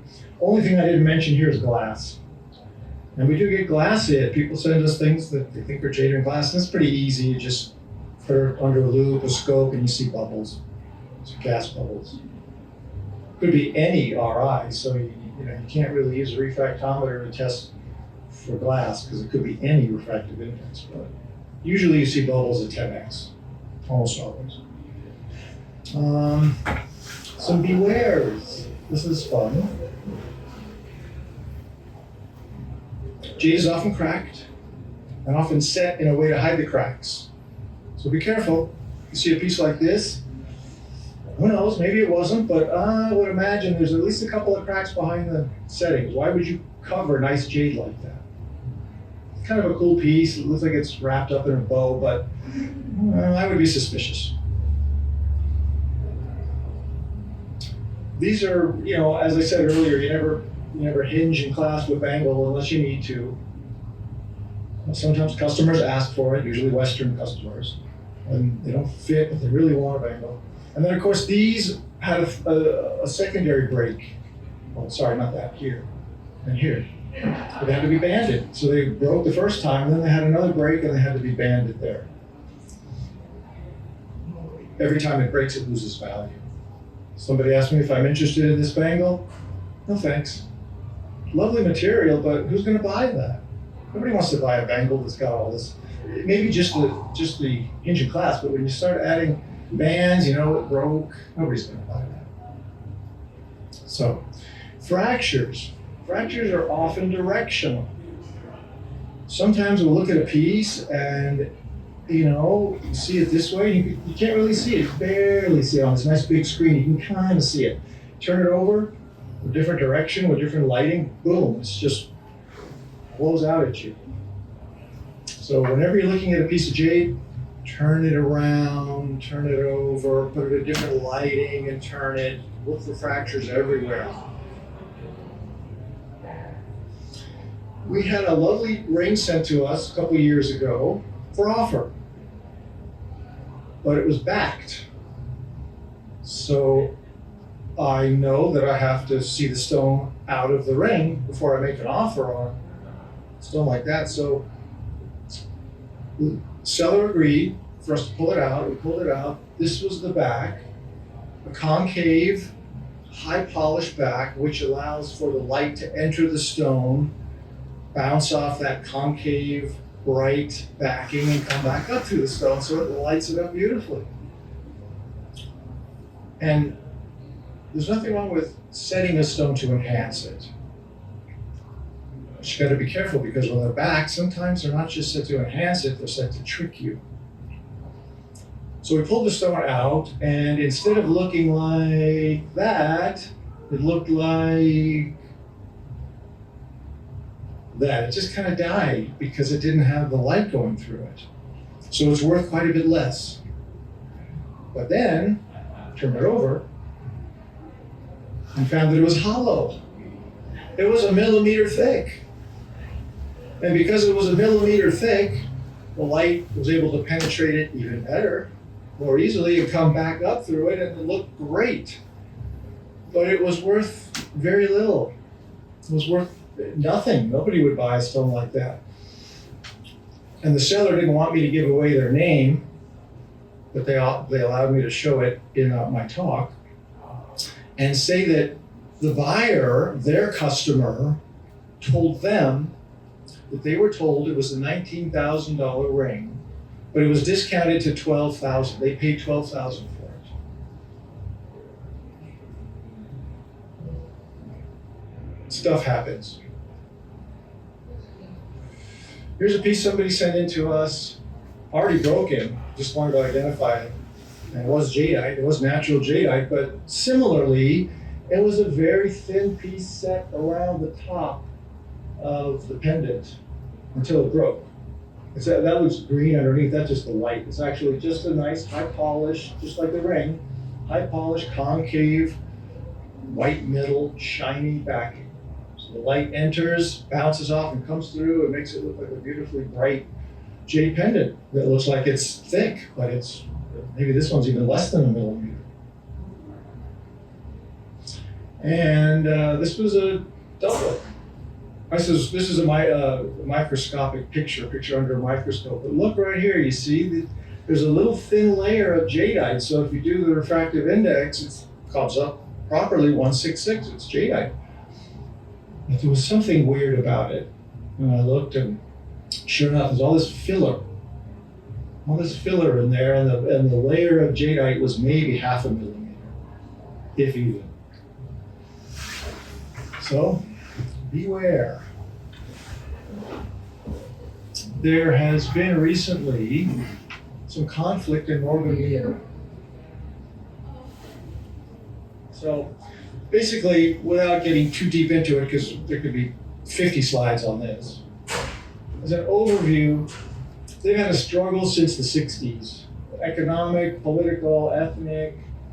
Kachin people are Christians, and they, to some extent, have resisted being controlled by the Buddhist government. There's a lot of valuable resources where they are, mainly jade, but also gold and timber. Timber's a big thing in Myanmar.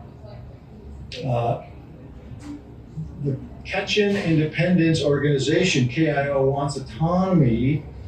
They had a ceasefire from 94 to 2011, broken by the Myanmar military. Since 11, a whole bunch of Kachins have been displaced. After the Burmese military coup in 2021, the KIA, which is the Independence Army wing of the KIO, joined forces with others and have made substantial gains against the Burmese military since. How it's affected the jade trade? Well, they've closed a lot of mines, temporarily at least, some not so temporarily.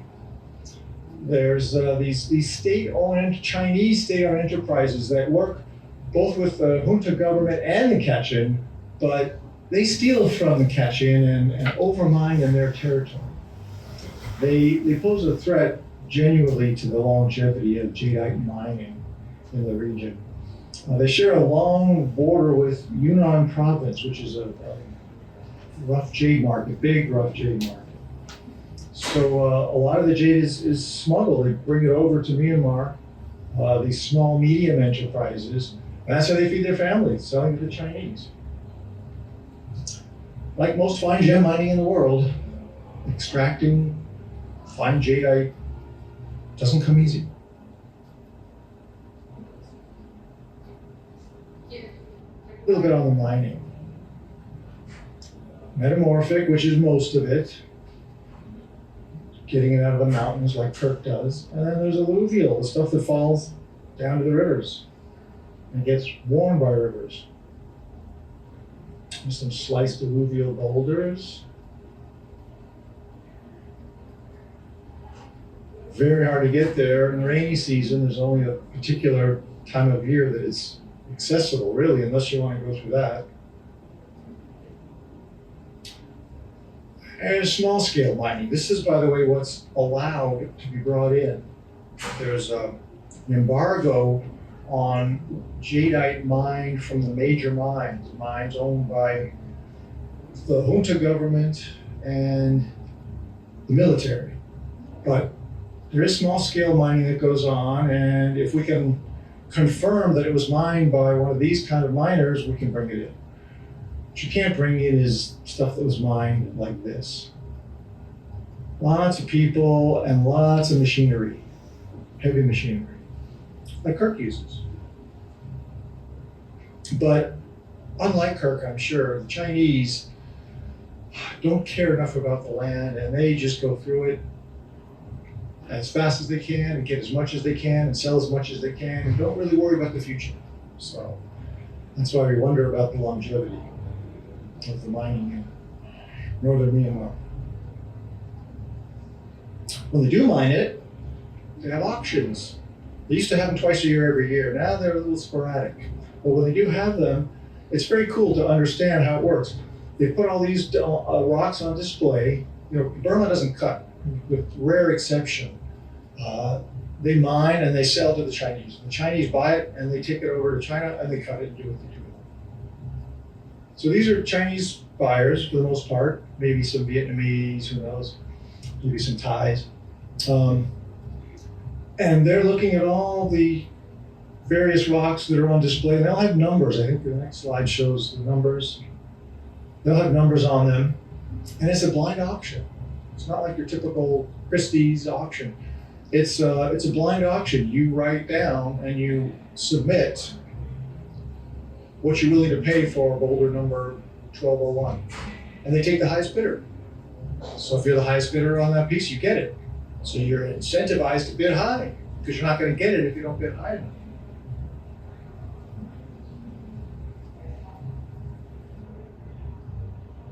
It's a picture of a pretty nice rock with a high flashlight. This one is incredible. Very translucent. There's a lot of material that could be cut out of that. Yeah, they got to cut around this thing and this. Maybe not. If it's not fractures, they might be able to put that in a piece, depending on the piece. But that's a beautiful rock. What do they do with rock that's not so beautiful? Well, it's sold by the pound rather than the auctions. It's sold by the pound in the yards. And you can go pick it up and pay per pound.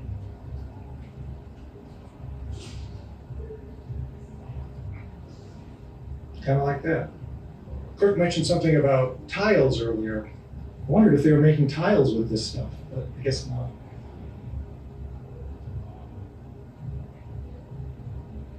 And then I just have some auction results, some fun auction results.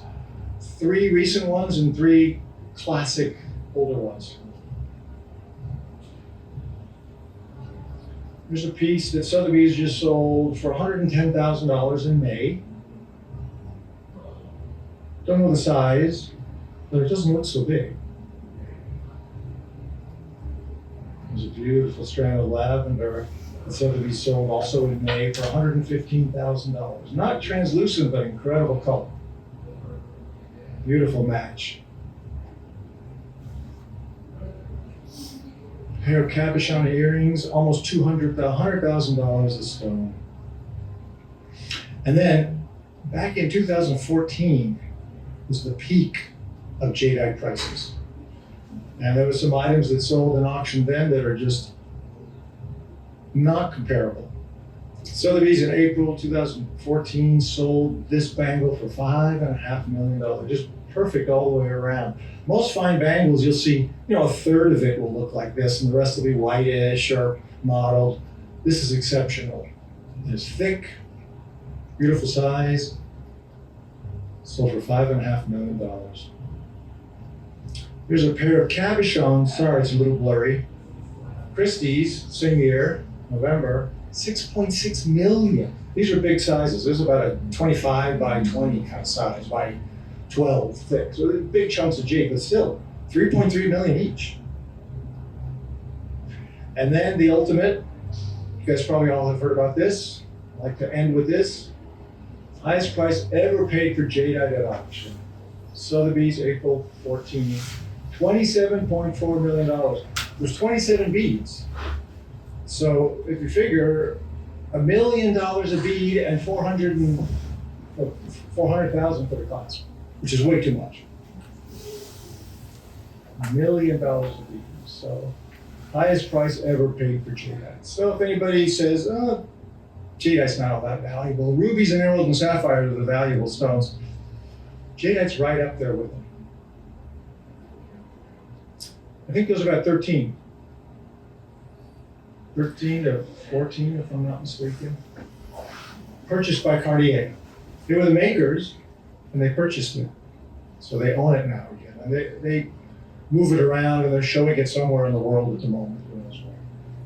So, and that's all I have for you today, guys. Thank you very much. Thanks for coming.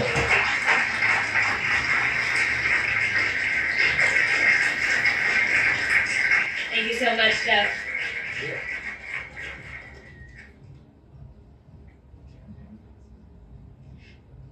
Just a final thought before you guys go.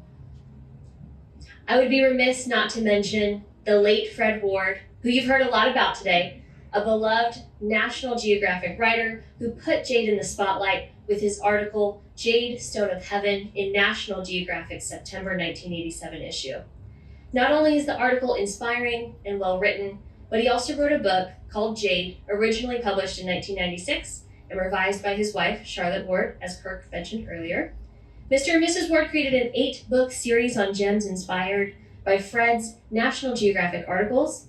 The Wards hold a special place in the hearts of the jade community, so I want to read a quote from Fred's famous article that to this day sums up the jade industry perfectly. It was the concluding paragraph in Jade, Stone of Heaven. No wonder the world is confused about jade.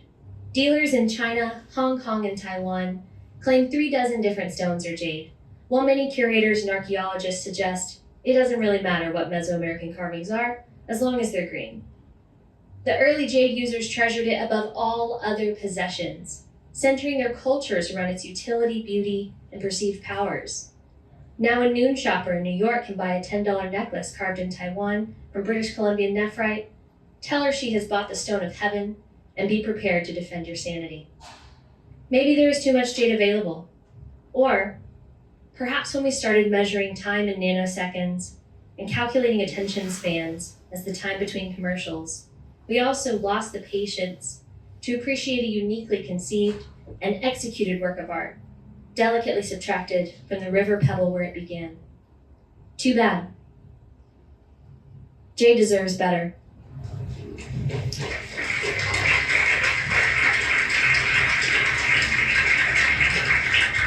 Thank you all for coming to the International Jade Summit at the Monterey Bay Jade Festival and sharing in the exuberance of the American jade industry. I hope you leave here today feeling more informed and more inspired than when you first arrived.